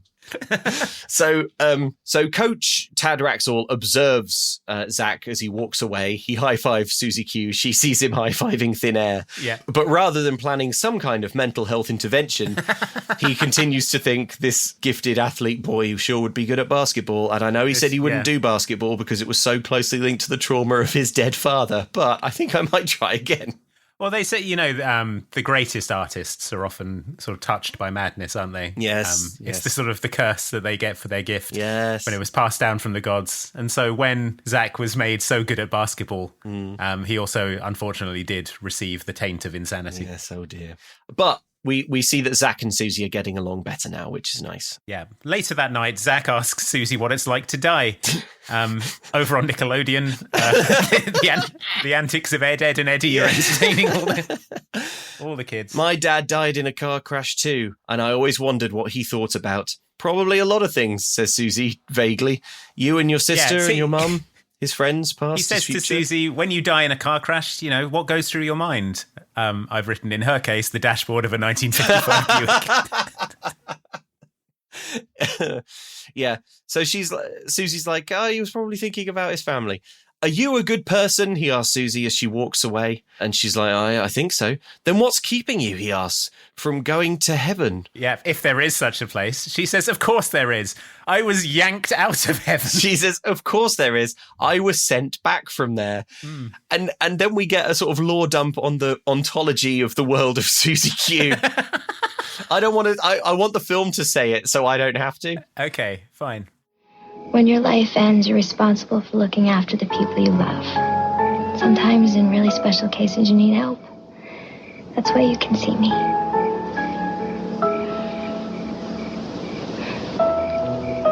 Do you think my dad's looking down on me? I do. This is pretty worrying, isn't it? I wasn't expecting this at all. This because normally when you have a ghost story, they haven't gone to heaven and then been sort of yanked back. Yeah, like a bungee cord sort of pulling them back to Earth. Yeah. Like getting Fulton extracted from heaven and dumped back on Earth. Oh, man. But it's like, oh, yeah, okay. Oh, I died peacefully and surrounded by my relatives and, I've gone to heaven for my eternal reward. I sure hope nothing bad ever happens to anyone in my lineage. Oh, my grandson's gotten into chemsex. I think I've got to go back to Earth from heaven and watch it now. And sort of get him back on the straight and narrow. Yeah, but it turns out no one can see me, so I can't meaningfully affect anything. So I guess I'm just watching my son have chemsex for all eternity. Okay, so she asks Zach why he stopped playing basketball. He explains. It's basically what we've already heard. He murdered his dad as clearly as if he'd shot him dead. He says his dad's flight was cancelled. Zach begged him to find a way to come home. So dad rented a car and then died in the car. A clear case of murder. The next day, that's kind of the end of that scene. He just sort of drifts away again. We see Zach rocking up to the trailer park. The Q trailer. Yeah, to talk to Susie's old lady mum. Mm-hmm. He says, could I talk to Coach Russell about the Willow Valley basketball team? Honey, let the boy in, says old man Coach Russell, who is, I mean, it's the same actors as they had in the very beginning. Yeah, but with talcum powder on his mustache. Talcum powder on his mustache. And he's kind of going like this, but not... Yeah. But not very much. Not yet. Not yet. Susie looks at her mum and dad, and we have flashbacks of the one scene they were in before. Yeah. Which is about 30 seconds of footage. So it's like a flash of her mum saying, have fun at the prom, a flash of her dad taking her picture. Yeah. And then that's all the footage we have. So that was it. Fine. Zach sits down with old Coach Russell. The school doesn't give a damn about the team, says Coach Russell. He admits that he hasn't been to a game in years, though. The music, when they have this conversation, is desperately sad. Like this downturn in form for a high school basketball team is a huge tragedy or something. Mm-hmm. This might help, Susie's dad wheezes, and he produces a binder. This is your playbook, Zach says helpfully, because I was like, what the hell is this binder? Yeah. It's the Willow Valley Tigers playbook from 1975. He's given it to keep. Why has he got one from 1975? I guess he continued to coach for 20 years. What? No. And 75 was their best. That's really annoying. The implication is that he gave up coaching after the death of his daughter, right? Well, I guess not. I guess he just didn't. He didn't. continued to coach for 20 long years after she died. Oh, right. Because this is a 75 playbook. So he coached into the 70s. That's irritating to me. It's much more... Yeah. I thought he was like, after the death of our beloved Susie, and of course, the death of Johnny Angel. Johnny Angel, their star player. Their star player. I can imagine that would be just too much for the coach to take. He would have to. Apparently not. Back. Apparently he continued successfully coaching for at least 20 more years. Back at work on Monday. Yeah, right. Okay, fine. We get a bit with Zach talking to Susie's mum about how they lost the house. She says that after he lost his job, yeah, which was some point, which was in the 80s. The 80s, I guess. When Russell gave up coaching, she says, we lived on our savings. Then one day the bank called and said a $25,000 balloon payment was due. We let my father take care of anything financial, and after he died, we didn't find any papers or anything. I don't know how they can owe 25 grand on this house, because they lived in it in 1955. Yeah. When the average house price was $22,000. Got a really bad deal on this house. Yeah, and it was like, so they lost it 30 years later. Yeah. Yeah. The mortgage. I feel like they must have paid off the mortgage by then, unless they sort of, I guess maybe they remortgaged to pay for Susie's funeral or something. I don't know. Sort of F-16 fly past at the funeral. Yes, 21 gun salute performance by Mariah Carey. Yeah, it's possible. It's possible. Also, I mean, I don't want to point the finger of blame, but why did you let your very elderly father, who clearly is suffering from dementia, and about to die? Why was he in charge of, we let my father take care of anything financial? Maybe don't do that. You're grown adults. Yeah. Maybe don't make it like your dad be in charge of the finances of your house. Yeah. Or if you are, at least ask him where the documents are kept. Yeah. It's just in case he does die. Yeah. Anyway, after he died, we didn't find any papers or anything. And there was no will or instructions, says Zach. And Susie's mum is like, no, anyway, bye. So Susie, hearing all this, is racked with grief. I knew it was my fault, she cries, because she remembers that night her grandfather had been saying something about got to give some papers to your mother. And they embrace and hug. My note is, okay, so they can touch. I think this is the first time we've seen them like... Well, she can pick up things. She can pick up the basketball. We saw her slam her hands on a bin earlier. Yeah, that's true. Yeah, she is basically just... she's less a ghost and more like invisible. Yeah. She's more of an invisible person. Kovic is like lurking nearby in his big red truck, and he sees Zach hugging no one. Yeah, tenderly embracing thin air. Yeah. He says. In the backyard, Zach holds a basketball and he prepares to face his demons. He starts nailing hoop after hoop, even as he gets flashbacks of the big game. The flashbacks involve a person in a suit telling mum on the bleachers that Zach killed her husband by asking him to rent a car. Yeah, we see Mom and Terry shattered in grief. Yeah. In the current era, we see Zach dunk and dunk and dunk until he tears the backboard off the fence. Yeah. He will never again enjoy basketball. We cut to him reading the 1975 basketball playbook and enjoying it. Luke, do you know how many vegetables people in the 1950s used to eat? One. That's right. One every year. They would all gather round and look at it for a while. Each take a nibble. Everyone would take a bite out of it, and then they would just go about their business. And that's why everyone in the 1950s had polio and ringworm and rickets and all other kinds of diseases. But you don't have to live like a 1950s guy anymore, Luke. Oh, thank God I don't. No. God, how can I live more modern? Thanks to Factor Form's Daily Greens, Luke. Which is a greens powder by Factor Form that you'll look forward to drinking. Just one scoop delivers 100% of your daily nutrients, filling nutrient gaps, supporting whole body health, and helping you feel your best. I don't know how people in the 50s even bothered getting up in the morning without a refreshing, citrusy, clean, and smooth taste that's actually enjoyable to drink. Nowadays, with Factor Form, we can mix a single-serve pack in water and we're good to go. Yeah, I don't know if you've ever tried to drink greens powders before, but I have, and it's usually like you've dumped the contents of your lawnmower clippings basket into a glass of water and then tried to drink that. It's horrible. That sounds quite 1950s. But Factor Form, it's citrusy and delicious, and you can enjoy getting all of your nutrients without feeling like you're licking out the inside of a strimmer. Hooray! Factor Form's Daily Greens is packed with prebiotics, probiotics, and adaptogens to support gut health and reduce bloating. It's everything your body needs. That's right, so start your day right with Daily Greens by Factor Form at factor75.com/mumcan'tcook for 40% off plus free shipping with your first order. That is factor75.com/mumcan'tcook for 40% off plus free shipping. Factor75.com/mumcan'tcook. Hey Andy, do you like my prom dress? It's a bit old-fashioned, isn't it? A bit old-fashioned. Hang on, let me just modernise it. Let me revolutionise it. Okay, That's right. You're just nude from the waist down now. You've just torn off the skirt part. I see. Pretty modern. Yeah. Pretty modern. Okay, well, I'm nude from the waist down, but look up. What's this? That's right. Ever heard of Skyrim? I have.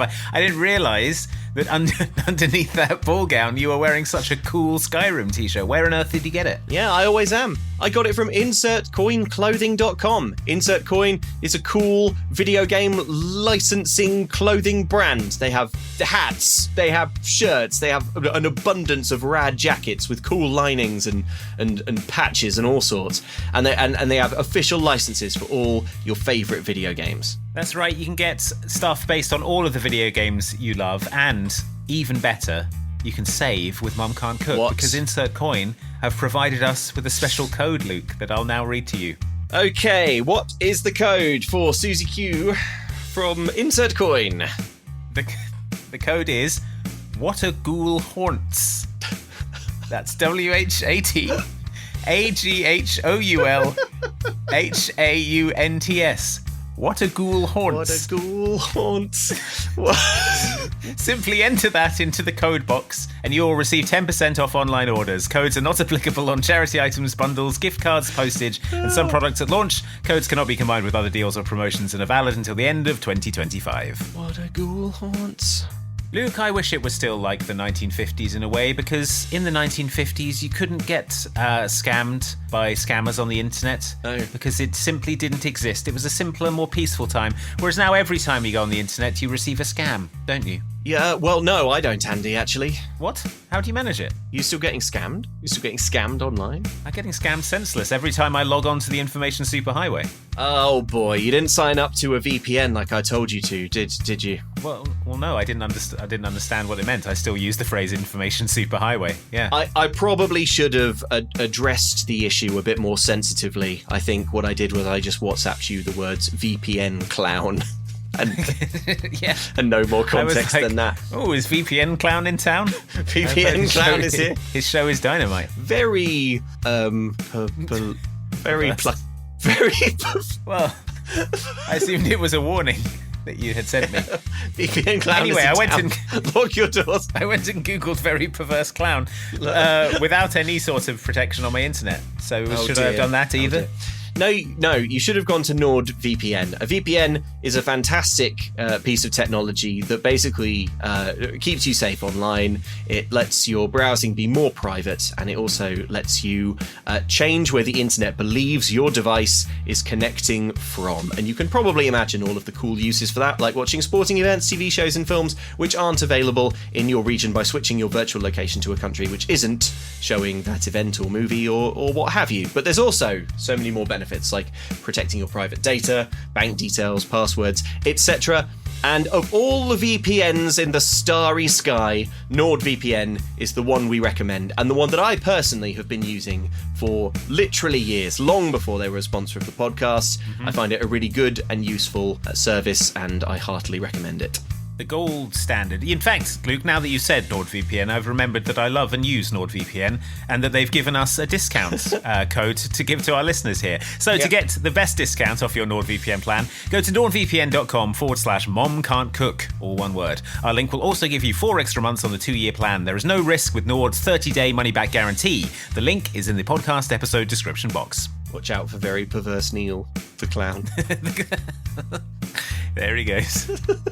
Luke, I'll soon be going to the afterlife. Yes. And I'm worried about roaming rates when I'm there. Yeah. Well, you should. How much is it going to cost to use my data in heaven? It's going to cost a lot. That's how heaven makes most of its revenue, from roaming charges.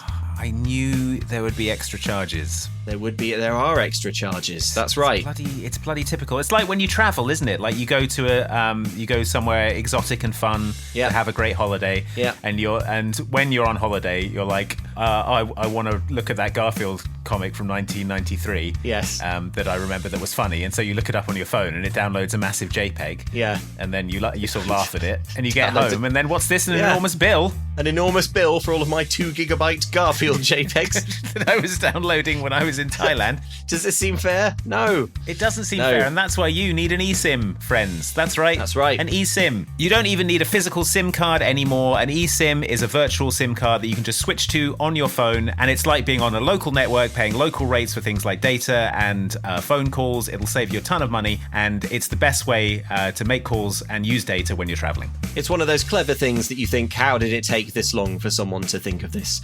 And we recommend Saily eSIM. And there's a website that they've made for it. The website, if you can believe it, is saily.com. But don't go there! For God's sake, don't go there. Instead, go to saily.com/momcan'tcook, because that way you can get an exclusive 15% discount on your first Saily data plans when you use code MomCan'tCook at checkout. That's right. So if you need affordable eSIM data for international travel, go to saily.com/momcan'tcook for the best deal on your first Saily data plans. Tell them we sent you. Why pay more when you're browsing abroad or in heaven?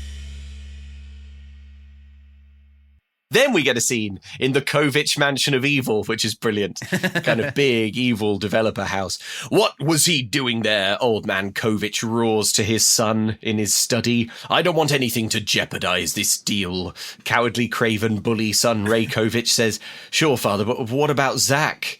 What about this Zach boy? Well, we'll just have to make sure he doesn't put his nose where it doesn't belong, says Land Baron Evil Kovich.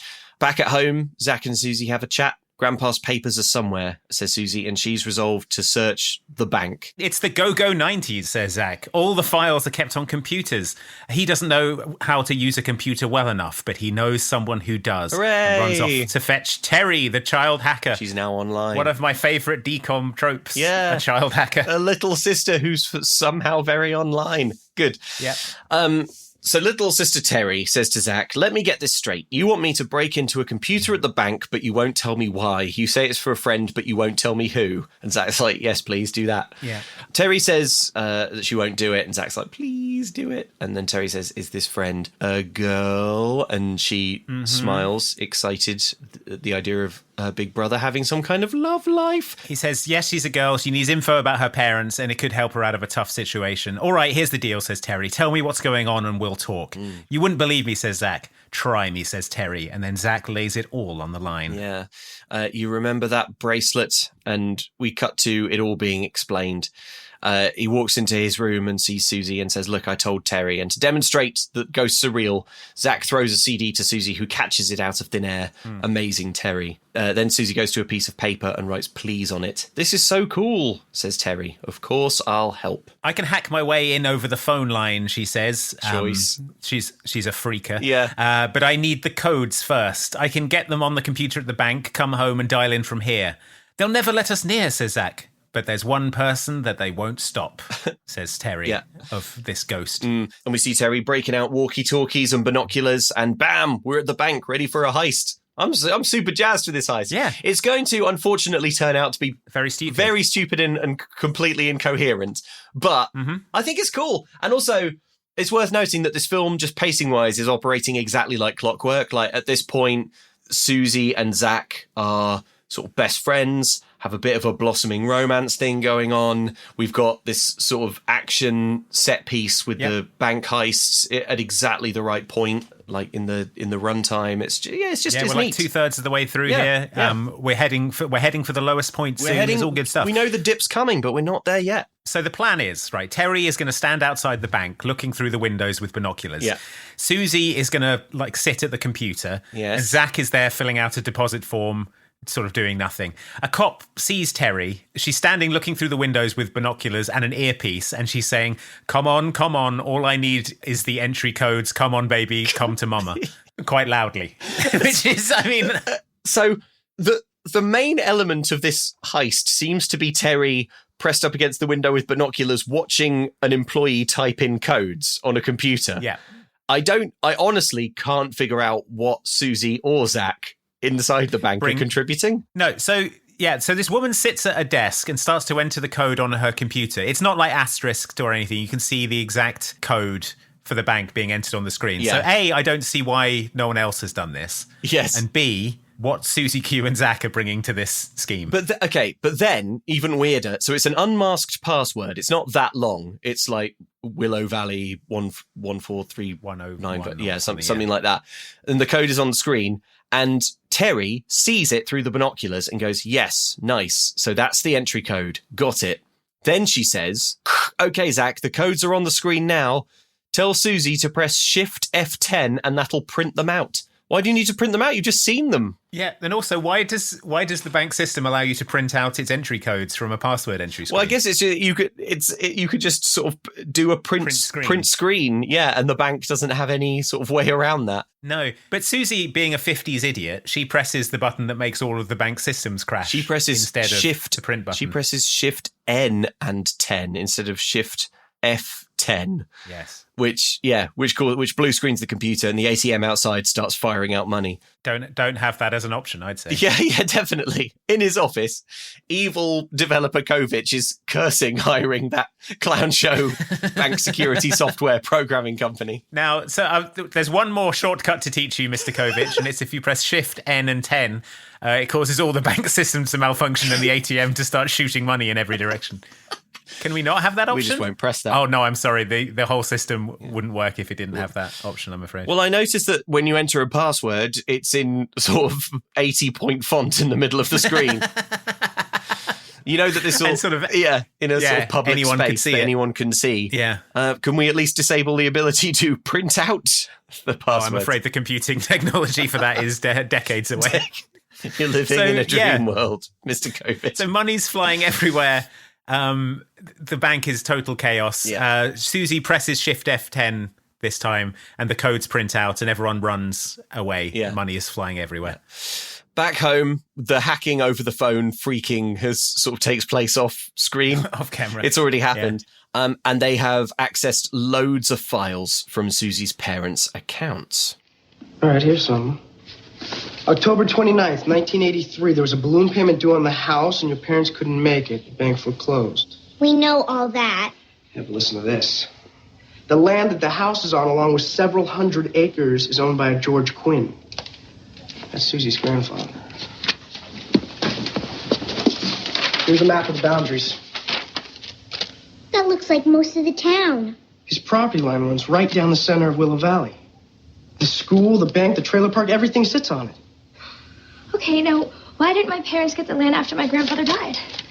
The title deed was never produced after his death. After a 40-year waiting period, the land reverts back to the executor of the state, in this case, Willow Valley Savings and Loan. According to this, 40 years is going to be up next Friday night at midnight. Oh my gosh, so there's a ticking clock on this thing. That's right. We've got to get to the police, says Susie. We're not doing that, say Zach and Terry, because we'll go to prison for freaking. We have to find those papers. It's the only way. Yep. But then Zach notices there are blueprints of the house. Take a look at this, he says. If these blueprints are right, this room that we're in now was your grandfather's room. Yes. So if that's true, and then he starts knocking at the wall and smashes through a false wall in the cupboard. Yes. Now, my first thought is this. No part of me wants to enter the hidden compartment that an old man installed in 1950. An old farting man. An old farting man in 1955 has a hidden compartment that he hid from everyone, even his family, in his house. Do you want to see what's in that compartment? No. I don't. I don't. But Zach does. Zach does. And what is through there is a false wall that he smashes through into a secret room. A whole massive room. It's basically an extra floor of the house. Yeah. This is a trope that only makes sense in kids' media. Mm-hmm. Because, like, I could have watched this as a kid and not thought it was unusual at all, just thought it was, like, kind of thrilling adventure. Yeah. But when you watch it as an adult, you're like, every grown-up in a house understands the floor plan of the house. Because... Well, and also this room is massive, and it has windows. You could see it from the outside. See into it. No one's ever looked up at the outside of this house and thought, hang on, what room is that? What's that? What room is that one?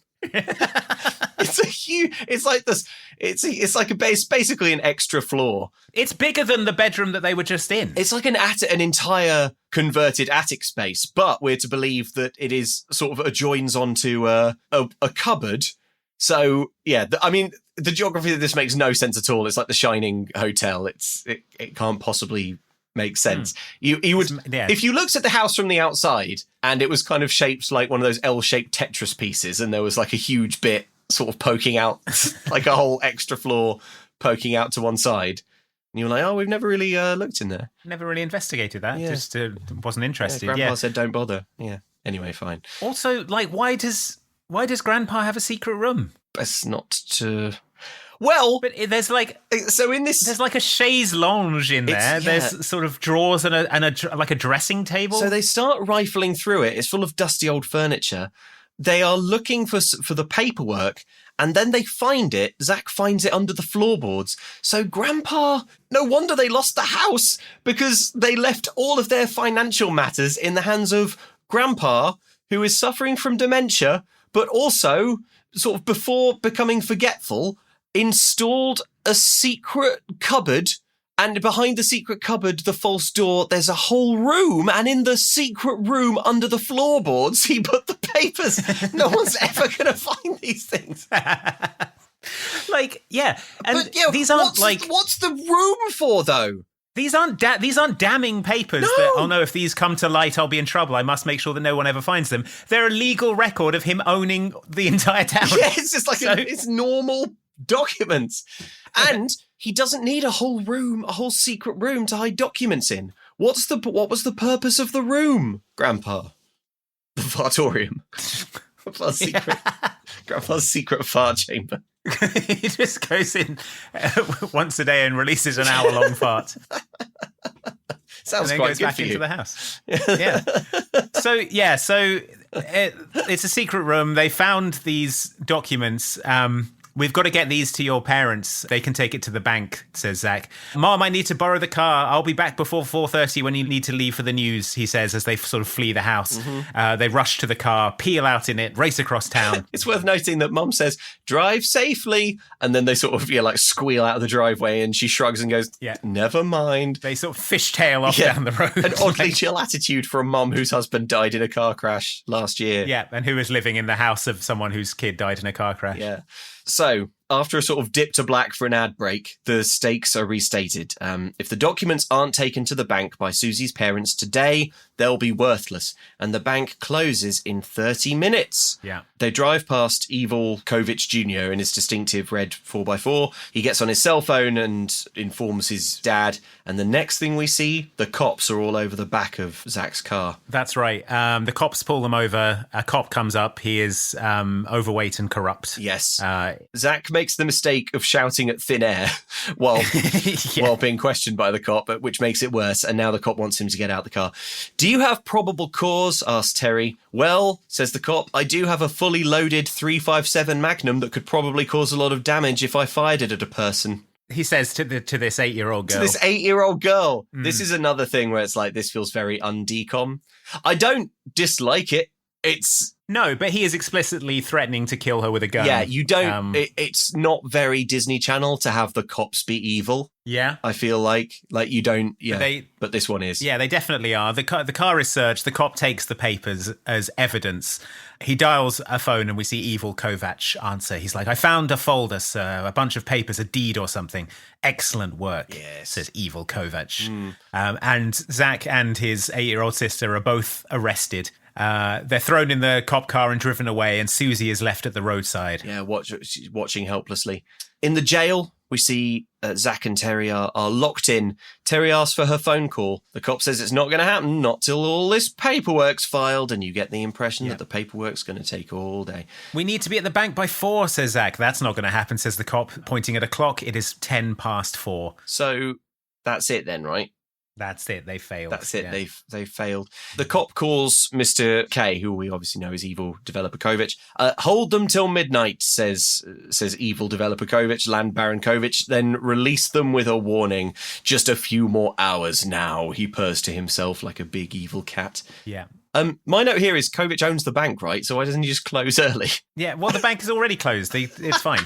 It's fine. Or he's just like, we'll close on Friday. Like, we just won't open on Friday. Yeah, we won't open on Friday because someone could come in and present us with documents. And if we see them, we'll have to surrender like half the land in the town. And I don't want to do that, so I'll just close. Yeah, I don't know if we stated this, but the documents state that Susie's grandfather owned the land that his house was on, but also like 100 surrounding acres, which basically makes up the majority of the town. So we get a brief shot of Susie Q walking along the dusty roadside. Even though she's a ghost, she can't like teleport to hitchhike, or anything. but she's invisible. Yeah. At home, Mum doesn't know where her kids are. She's worried. Tad Raxel lets himself into her house. My son is missing, she says. Do you have a car? Why don't we talk on the way? And then we see Tad Raxel dropping Mum off at the TV station in a bright yellow sports car like an English teacher would drive. Also, I thought for sure when Mum was like, I'm worried, I don't know where my children are. Do you have a car? It would be to go and look for the children, but she needs a lift. But she's got to work. She's like, oh, can you give me a lift to work? Yeah. So she's dropped off at the TV station. So at the prison, we see that the cop is watching Terry and Zach's mom reading the news on TV. The big news is all about a basketball game, so this town's news is either stupid or about sport. But Zach says he thinks he knows a way to help Susie's parents after all. Yeah. At this point, Susie arrives at the jail, and Zach has a plan for how Susie can help them out. Officer, look, I think I should warn you. You should let us out of here right away. Don't bug me, kid. I'm watching the news. I'm serious. My sister here, she's pretty famous back east. All right, famous? Yeah, what for? Well, she's got these, special abilities. 36 hours. Oh, yeah, my sister's got a gifted kid. Pain in the head, if you ask me. All them special classes. Boy, I tell you. No, you don't understand. She's got powers. She can make things move, make things happen. I told you not to bother me, kid. Uh-oh. Oh, no. Oh, what is that? What is she doing? I don't know, but it's not good. I just watched this! So the cop is scalded with hot coffee. Yep, that's a sort of fun prank, isn't it? And then the sort of portable TV lifts off the off the table. That's fun, isn't it? That's a fun prank. Then a pump action 12-gauge shotgun floats out of the shotgun rack, lowers itself at the cop's head, and presses into his face. Itself. Yeah. Yeah, remember last time Susie did pranks, it was like a wind machine and getting sprayed with weather. Showing someone's legs. Yeah, and now it's like, well, how about this? I'll shoot you in the face with an enormous gun. Detonate your head off. skull with this shotgun, So it presses into the cop's face. He puts up his hands in panic. Then we see the jail cell key float off his hip. The whole time, by the way, the sister is still going like blah, blah, blah, blah, blah, blah, blah. Yeah, speaking in tongues and sort of vibrating. So Zach's got the key. They're free. They're out of jail. Are the keys to your patrol unit on this thing, Zach asks. The cop warns them not to take his vehicle. Then Susie fires the shotgun into the ceiling. Susie's like, whoops, I slipped. But the cop is like, holy shit. Oh my God. Yeah, this floating shotgun sort of firing itself at the ceiling. So he meekly cowers. The visual of Susie Q in her pink prom dress gripping a police shotgun is like pretty choice, I think. Yeah, it's pretty great. Like there's some really cool visuals in this scene. So the cop is like, he's like cowering in fear. Zach takes the keys and papers and they all run. Instead of locking up the cop in the jail cell, which is what I would have done, they all just leave. Yes. So he immediately gets on the radio, tells all cops that this is happening, and then he phones Kovic and tells him what happens. I think this is pretty funny. They're armed, he says, and then the shotgun comes flying in through the window. Correction. Okay, they are unarmed. He says, correction, they're unarmed, but they should still be approached with extreme caution, and whatever you do not make the little girl mad. Because she's a sort of psychic witch who can take control of guns. So now Kovic knows that they've escaped as well. We cut to Zach, Susie and Terry hauling ass down the road. They've got to get to the station before Mum goes off the air. Yeah. All of a sudden, another cop car is giving chase. They've only got 5 minutes. As they drive, Zach starts to dictate copy for Mum to read to Terry. Yeah. So he's saying, Mum will need something to read. Here's the scoop, Terry. Write this down. It has come to the attention of this station through unnamed sources. Yeah. Yeah, so he's like dictating and she's noting it down. We see them pull up at the TV station. They run inside. Susie, keep them here, says Zach. She starts the car and sort of blocks the cop car from coming in. And then we get a scene where the cop gets out, sort of tries to arrest whoever's inside. nearby, but sees that there's no one in there. Yeah. He's then sort of flummoxed by this, looks around confused, starts whistling, and then walks away. Which is, I mean, it's one way to react to that situation. One way to end a scene, Certainly. yeah. Yeah. So the kids break into a live news broadcast. They come sprinting up to their mother. They push past all the producers and the cameras and stuff, and they run up to the desk. "You have to read this," they insist, holding out a crumpled piece of paper. "What's going on?" A producer grabs a piece of paper that two random children have just sort of charged into the station brandishing. Yeah. "This is incredible," he says. "You have proof? Read it, Penny. This is going to put us on the map." Yeah. Mum takes the paper and starts to read. "A serious injustice has been perpetrated to Russell and Betsy Quinn. You know what? There's been effort." You know what? I want to hear Mum do the news, because I don't think this news report is very informative. Okay, fine. Ladies and gentlemen, it has come to the attention of this station through unnamed sources that a serious injustice has been perpetrated upon two of the most beloved citizens of Willow Valley, Russell and Betsy Quinn. And it appears as if there has been a serious effort by the Willow Valley Police Department to aid in preventing these fine people from claiming what is rightfully theirs. This station will do anything in its power to assist federal investigators in bringing the persons responsible to justice. I was baffled by this. It didn't say anything. No. Imagine if you were watching at home. We've heard from unnamed sources. We've heard from unnamed sources that a serious injustice has been perpetrated upon Russell and Betsy Quinn. Okay. Okay. Do you care to specify what the injustice is? Did someone kill their dog? Or who the sources were? But what's actually happened? At no point in the report do they say Mr. Kovich fraudulently took away all their land and actually they own half the town. No one says it. Well, presumably she goes on to say it and they just didn't think we needed to see that. I mean, maybe. But then, just off to the side, Zach and Susie sort of, dust off their hands and Zach says that takes care of that. Yeah, we see Susie's mum and dad crying because now people know that some unspecified injustice has happened to them. They're like, oh, God. Yeah. Finally, the people know. Finally, the people know that some kind of injustice has been perpetrated. "There's one more thing you have to settle," says Susie. And we cut to the big basketball game. Yeah, Tad Raxel is screaming at his crappy team. Zach runs out dressed in a basketball uniform. He's like, "Hey, where's Kovich?" And Tad Raxel says, "Oh, he isn't here. I suspect that's the last we'll see of him." What? Why? Says, I guess... Because his dad's... I guess his dad killed him. I guess his dad might go to jail for his crimes, but probably the son... I don't think his dad has committed a crime. He's just he knows that the land will revert to him in 40 years if his parents don't produce the documents. Yeah. It's not up to him to produce the documents. No, that's fair enough. I mean, he gets the police to arrest them without probable cause, but that's really on the police, isn't it? If you ask the police to do something wrong and they do it, yeah, that's, I think that's sort of on the police. Yeah.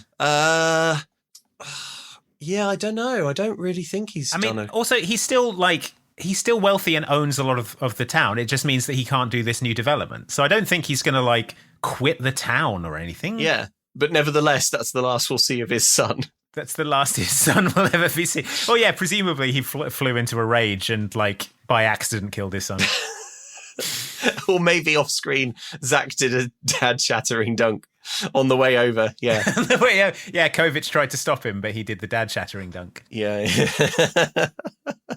So anyway, the game is going very bad. God, imagine if you were at a basketball game and someone did a dad shattering. You were there to watch your kid and someone did a dad shattering dunk and you didn't shatter. And you'd be like, what? Whoa. Oh my gosh, such mixed emotions. Oh my God. And they're like, Dad? And you're like, I don't know, son. We have to talk to your mother about this. I'm so glad to be alive. I'm covered in the viscera of other dads. Of all the other dads.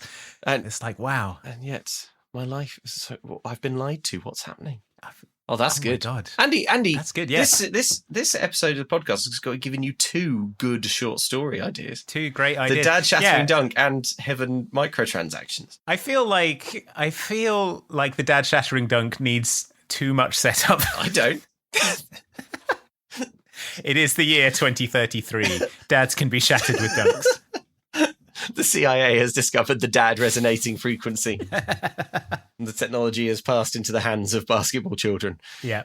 So this is the last we'll see of Kovic Jr.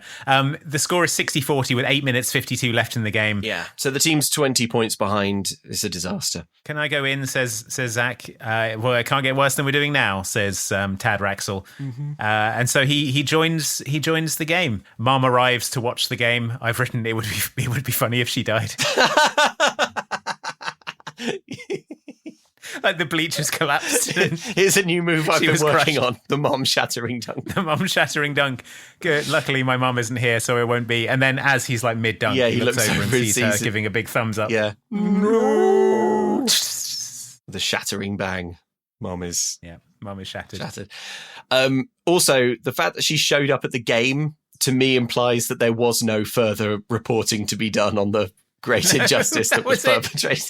That was it. It was all and it's nuts because we saw Susie Q's parents at home watching this news report and going, yes, good, we've been done an injustice. Yeah. But then they're at this basketball game too. Yeah. Shouldn't they be somewhere doing some paperwork or something? Or presenting documents that prove something? I don't know. Oh, man. Anyway, the point is, Zach joins the squad.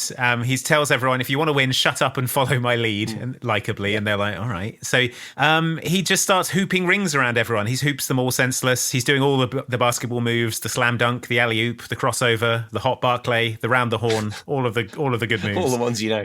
I think this scene is shot more excitingly than many of the actual basketball DCOMs that we've seen. Oh, way more than double teamed. Oh, that's yeah, for sure. yeah. It's got like cool slow-mo. The music's kind of this Guns N' Roses adjacent rock music that's playing. Yeah. My note is as the score draws nearer and nearer, the music is still going nuts like it's a end of level boss in Contra. That's kind of okay. That's interesting. I've written at one point the music becomes a lot like the Super Mario Brothers Underground music. Yeah.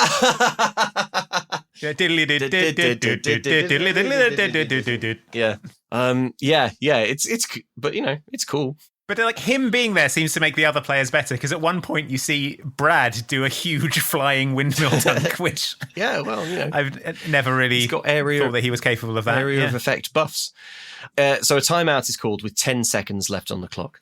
If he's smart, says elderly Coach Russell from the bleachers, he'll let the kid shoot a 3.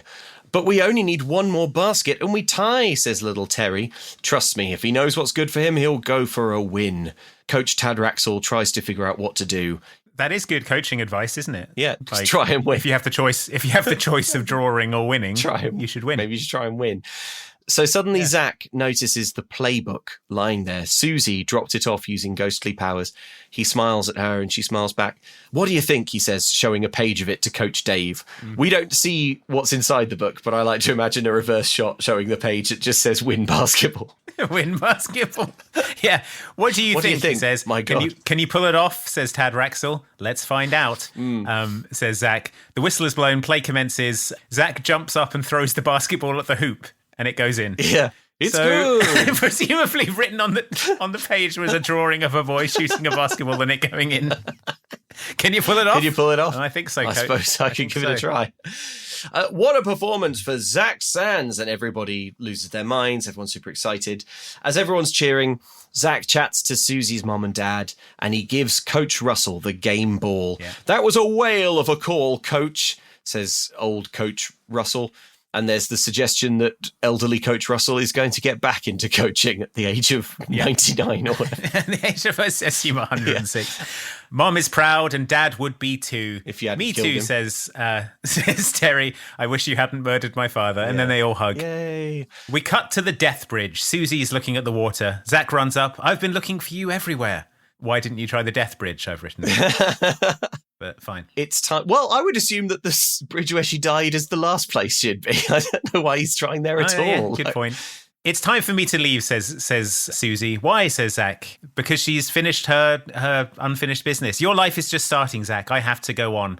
I know, he says. I'm going to miss you. And then she kisses him full and deep on the mouth. Yeah. In heaven, her boyfriend, Johnny Angel, watches on powerlessly as his girlfriend makes out with a boy.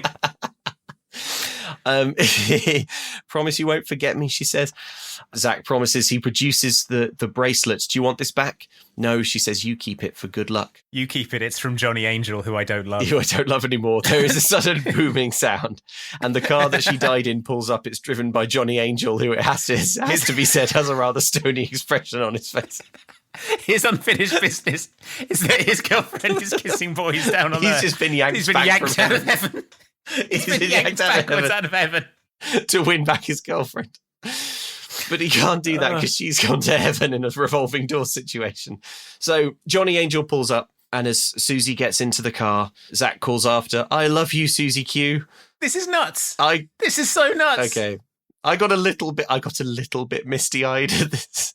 What? It's sweet. I like. What are you saying? What do you mean he loves her? She's a ghost. No, he loves her. Of course he loves her.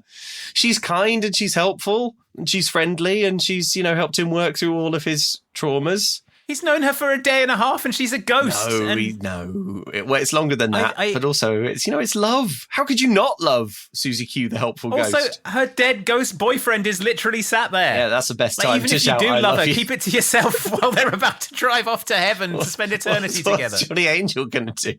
He's a ghost. Johnny Angel's going to haunt the fuck out of you is what Johnny Angel's going to do. You're going to have a greaser ghost following you around with a flick knife.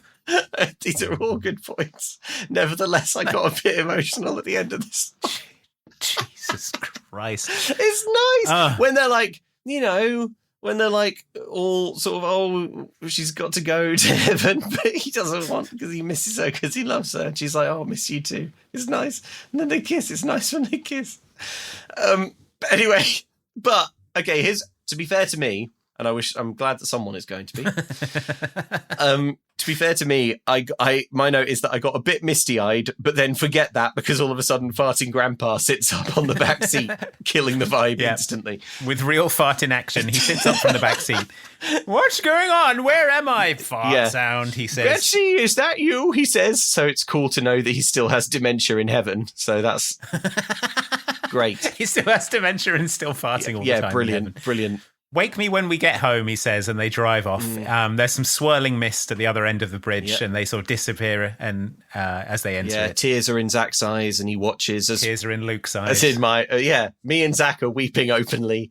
Play a love Tears song. Tears of frustration are in my eyes as I'm like, what the Why is he in love with Susie Q? Well, why is anyone in love with anyone? He loves Susie Q because she's nice and likes him, and she loves him, and they're friends. And okay. Well, I mean, I think probably the problem is that they've never at any point indicated that the two were attracted to each other or like. Of course they have. I don't know. It just felt. It just felt like it was sprung on me. Well, that's because Andy, you weren't watching Susie Q with the sort of hawk-eyed focus that I watch these things for, looking for sort of AO3 shipping brain. Yeah, exactly. Yes, there it is. Yeah, you're like I'm sort of always on the lookout for potential ships and romances. And so any little crumb, like, for example, the way they high five as they're walking away from that one scene, or the way he runs his hands through his hair in that other scene. If there'd been a scene where, like, it's just sort of, Terry's like, oh, you like Susie Q. He's like, yeah, there's something about that girl, even though she's a ghost or something, just anything. No, not necessary. It's clear. Not necessary when you've got the shipping brain eye. It's clear they're in love. It's clear. Okay. Anyway. So the car drives away. Yeah, play a love song by the Jaguars plays, and I think that is an absolutely brilliant ending to Susie Q. Unfortunately, it is not the ending. There is one more scene. Unfortunately, there is one more scene. A scene that I can only describe as defeat snatched from the jaws of victory. It is the most cataclysmically awful ending. So we cut to school. Zach is now the big man on campus because of basketball. He hears a girl talking. She's saying, it's my first day of school and I've already made a fool of myself. Note that Brad didn't seem to be aware of this new girl. Yeah, a girl that Brad is unaware of. Yeah. This is impossible. This can't be happening. He walks up to this girl. Her back is turned to him. He sort of touches her on the shoulder and he says, Jeepers. Yeah, he hears her say Jeepers while she's chatting to some other girl. And he's like, Jeepers? There's only one other person I know who says Jeepers. And as she spins around, it's Susie. And she says, hi, I'm Maggie. And then Zach looks to the camera like, oh, brother, here we go again. Zach turns to camera breaking the fourth wall for the first and last time in the film, and it freeze frames on his face going, "Oh brother, oh brother." Yeah. So shooting this Maggie, that was Susie Q's actual name. She was called Maggie Quinn, but they called her Susie Q after the song. Oh yeah, that's right. Susie was just a nickname, wasn't it? So her real name was Maggie Quinn. Right. So she turns around. It's like it's the same actor. It's still Amy Jo Johnson. She's dressed in modern clothes. Yeah. And she says, "Hello, I'm Maggie." And then Zach's like to the camera. Yeah. What the f- does that mean? The hell is that? I'm on the Wikipedia plot synopsis right now. Yeah, go on. Tell me how they put it. Okay. The last line of it is, Zach meets a girl who looks identical to Susie, who introduces herself as Maggie. It is presumed that Susie has reincarnated as Maggie. It is presumed that Susie has reincarnated as Maggie. If she'd reincarnated as Maggie, then Maggie right now would be a newborn baby. She reincarnated as Maggie 17 years ago. Yeah. Also, why did she reincarnate as Maggie like days after driving to heaven with Johnny Angel? Her business, driving off to heaven. Unfinished business finished. Why? I don't know what they mean by this. Okay. Did she have a big argument with Johnny Angel in heaven and then come back? Looking beyond the scope, like the universe of the film, I think I know what. Okay. I think what happened was at some point in the production of the film, a note was given or something, or a test audience saw it or something, and they were like, "Oh, it's a bit sad at the end." Could Zach end up with Susie Q? Yeah, could signed Luke Westerway. Could Zach get to make out with Susie Q? And so they've kind of like added this thing on the end, which completely undercuts, any sort of import or meaning that the previous scene was going for. And also the breaking the fourth wall is actually the bit that annoys me the most, because they haven't done it before. And it also seems really out of character for Zach, who's this sort of tortured, soulful, kind boy who's always trying to do the right thing. Racked with anxiety. Yeah. And then right at the end, he does this kind of like Saved by the Bell, kind of like cheeky. If he were wearing sunglasses, he would lower them and look over them at the audience. Yeah. That's the sort of vibe he's giving off. It's a cheeky look, as if to say, I get to make out with Susie Q for realsies now. Yeah. Anyway, credits. I don't know what this means for the wider lore of Susie Q. Is it her? Is she back from heaven? Is this a different girl who just looks exactly like Susie Q and has her actual name for some reason? I also think it's confusing that she introduced herself as Maggie, because I'd completely forgotten that Susie's real name wasn't Susie, because it's like one very brief line. I don't think there's any reason for Susie's name not to be Susie. Why doesn't she introduce herself? If she turned and said, "Hi, I'm Susie," you'd be like, okay, what's going on here? But it does seem like a sort of whatever's happening. I'm sure it's coherent in some way that I'm not grasping. Yeah. But because she says Maggie, it just feels like a mistake or something. Yeah. An absolute disaster of an ending. What a shame. But generally, didn't mind Susie Q at all. Pretty fun. Yep, had a good time. It's felt like it had some money spent on it. The script clips along at a good rate. It had Tad Raxel in it. Yeah, all things that I enjoy. Yeah, a well bolted together children's adventure that did feature with a little bit too much sex and violence. A little bit too much sex and violence for kids. Yeah. But they were still figuring it out, weren't they? They sure were. Andy, let me read you an email. Yes, please. This one comes in from Gemma. Do you remember, Andy, in our Max Keeble's Big Move or Movie episode, there was that weird background self-promotion by graphic designers? Oh, yeah, I do. Yeah, well, that's caught the imagination of several of our listeners. Thank you for your emails. This one from Gemma says, "Hello. Your discovery regarding the URL on the blackboard reminded me of a similar instance of background self-promotion in an episode of Doctor Who. In the episode 73 Yards, Season 1, 2024, Episode 4... a QR code is briefly but prominently displayed on screen. I, of course, felt compelled to investigate, but going back and pausing, I discovered that the QR code had been edited to be unscannable. Some of the black squares in the corner had been erased. Undeterred, I pasted a screenshot into my photo editor of choice and replaced the black squares, and upon scanning the reconstructed code, I discovered it was a link to the portfolio page of a graphic designer's website, presumably the person who put the QR code in there in the first place. Now I wonder if this is some kind of tradition among designers working in film and TV.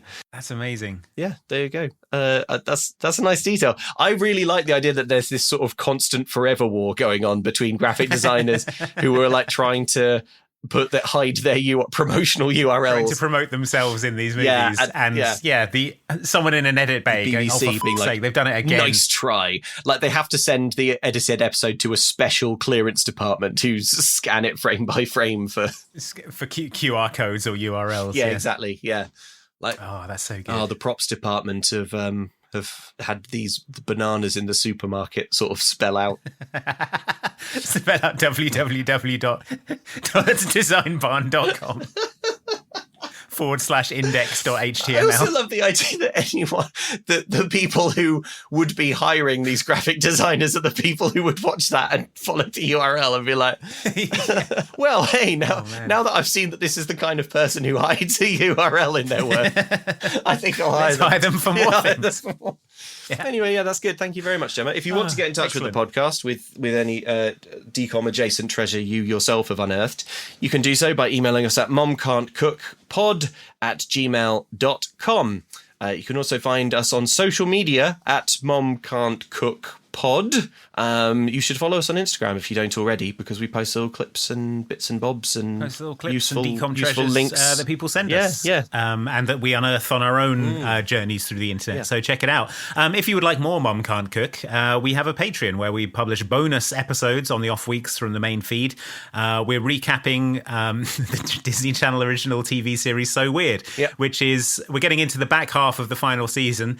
And when I say that the show is in freefall, I don't know if I quite convey how disastrously the wheels are coming off. But hopefully in an entertaining way. Yeah. So if you want to listen to that, go to patreon.com/extra helpings to sign up and listen. And if you start listening now and head back to the back catalogue, there's every chance that you'll be sort of like ending the show at the same time we do. So the same time we do. Yeah. And then we'll be moving on to something else, and we will be asking for your thoughts on what that should be if you're a Patreon member as well. So if you want to influence the future of that, Extra Helpings is the place to go. Yep. We also have merch. MumCan'tCookStore.com and BonesForBowser.com are the places to get it. Right, Andy, what should we do next? The next DCOM that we're doing, Luke, is 2010's Starstruck. Starstruck, okay. I've not heard of this one. Yes, I will now read you the description. Yes, please. Hunky young pop star Christopher Wilde has fame, fortune, and a big-budget Hollywood movie awaiting him. Oh, my God. But after a chance meeting with Jessica Olsen, a down-to-earth girl from the Midwest, he is faced with following his heart or doing what's best for his career. Will Christopher let his fame-focused ambitions take centre stage? Andy, there's no part of you that wants to hear this story, is there? No. I can't wait though. I'm very excited. I'm looking at a picture of these two, of Christopher Wilde and Jessica Olsen. Yeah. And it is so 2010, I can't even tell you. Oh man, brilliant. Can't wait. Okay, join us next time for Starstruck. For now, all that remains is for me to, having completed my business of recorded episode 76 of a podcast, I will now. Yeah, I guess you'll be passing on. I'm off. Here comes so there he goes. Here comes the Studebaker. It's taking me away to heaven. Yep. There's a farting grandpa in there. I'm watching them as they drive away into a sort of swirling Andy. mist. Goodbye, Luke. I'll never forget you. I love you inexplicably. There they go, off into the cloud. Well, I guess from now on, Mum Can't Cook is just going to be a solo podcast with me. Oh, who's this? Hello. Hi. I'm Jeff. Luke? I'm Jeffrey. No, Jeff. Sorry. Jeffrey, you look a lot like Luke Westaway.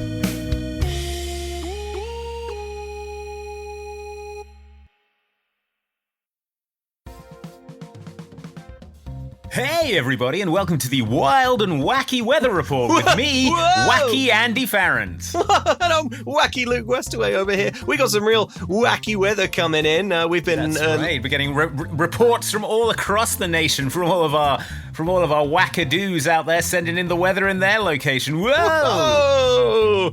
Real wacky types. Okay, what do we got here? We got Ethan Pearson, Carl Bain, our book monster, Yotam Funklara, Tad the sexual ape, Security James, Andrew the osteogent.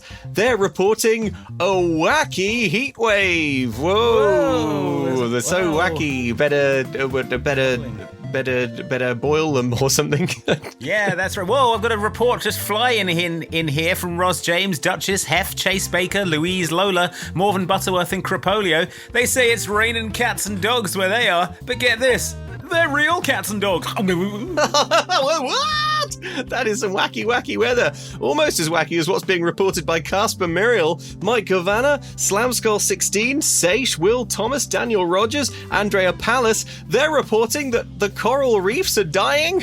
Whoa! Somebody find Nemo, quick!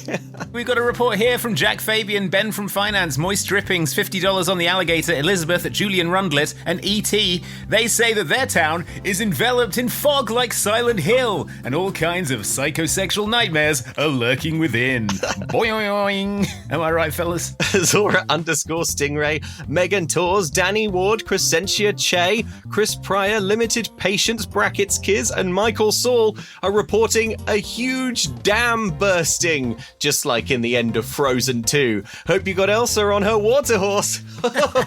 Giddy up! Classic. Quinn is teething. The best of Rue left hours ago. Surya Tez, Paul Stokes, Nurse Jake, Anna Petahova, and Homemade Mask. They've sent in that apparently someone's activated Santa's weather machine, and they're in the middle of a Category 5 kill storm. Good luck, the elderly. Sarah Matix, Hannah Kirchner, Jonathan 420, Jambo number 5, Rhymer Dima, Danny Cap, and Prince Reynard. I'm reading here that you're experiencing the unusual phenomenon known as ball lightning. Points to crotch. Damn, that's wacky as hell. Here we go, coming across the desk. This is from Blake, Matt S, Cole Mastro, John Sharplin, Brandon Plesh, Jeebus Piers Jones, and Angel Beat. Apparently they live near the last group because they've also got snow, but it seems that they are having trouble with a bunch of sexual snowmen, it says here. A bunch of hunky snowmen with abs are just sort of doing odd jobs around the town and making love to the town's women.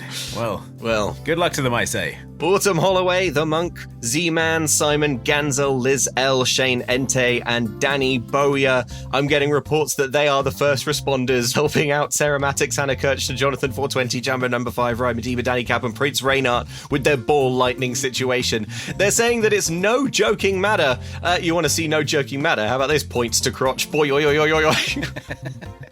Here we have a communication from Courtney Rail, Cara Dennison, Alan St. George, Hypermole, Paul Murphy, 85, Will Pohoretsky, and Who Needs to Sleep. Apparently where they are right now, it's beautiful sunshine, which unfortunately is the perfect temperature for apes. So check your front lawn, make sure there isn't a violent ape just going ape out there, because it could happen. Boing! Philip Stevens, Ash, Paul Stevens, Tony B, Keith Hall, Tilly Everoa, and Andy Meany are reporting intense hailstorms. Hailstones coming down the size of your fist. Unfortunately, that is what makes apes the maddest. So lock those doors. I mean, what's the point? An ape will get through if it's hail enraged. It sure will. Slide whistle. Tim Craven, Smash Savannah Burger Boys and Girl, Clarky the Bearded Coach Driver, Adam Snigg, Snowy Owl, Lord of the Soul Doctrine, and Business Corgi. They've just sent in a beautiful picture of a rainbow. But remember, friends, when you see a rainbow, there's going to be a pot of gold at the end. And where there's a pot of gold, there's a leprechaun. And where there's a leprechaun, there's an evil leprechaun who will steal your luck. So keep an eye out for him. If he tries to steal any of your luck medallions, don't let him, is our advice. Yoing. Keep the luck safe, folks. Christoph, Adam Steele, Clint, Hannah Lopez, and Michael Olsen finally are reporting in freezing temperatures. Best get those snow chains on, folks. But there's snow chains about it. Check out this snow chain. Points to crotch. There it is. Boy, oi, oi, boy, oi, oi, oi, oi, oi. Why does the weather have to be wacky? I'm a trained meteorologist. I went to college for this. Points to crotch. Yeah, I did.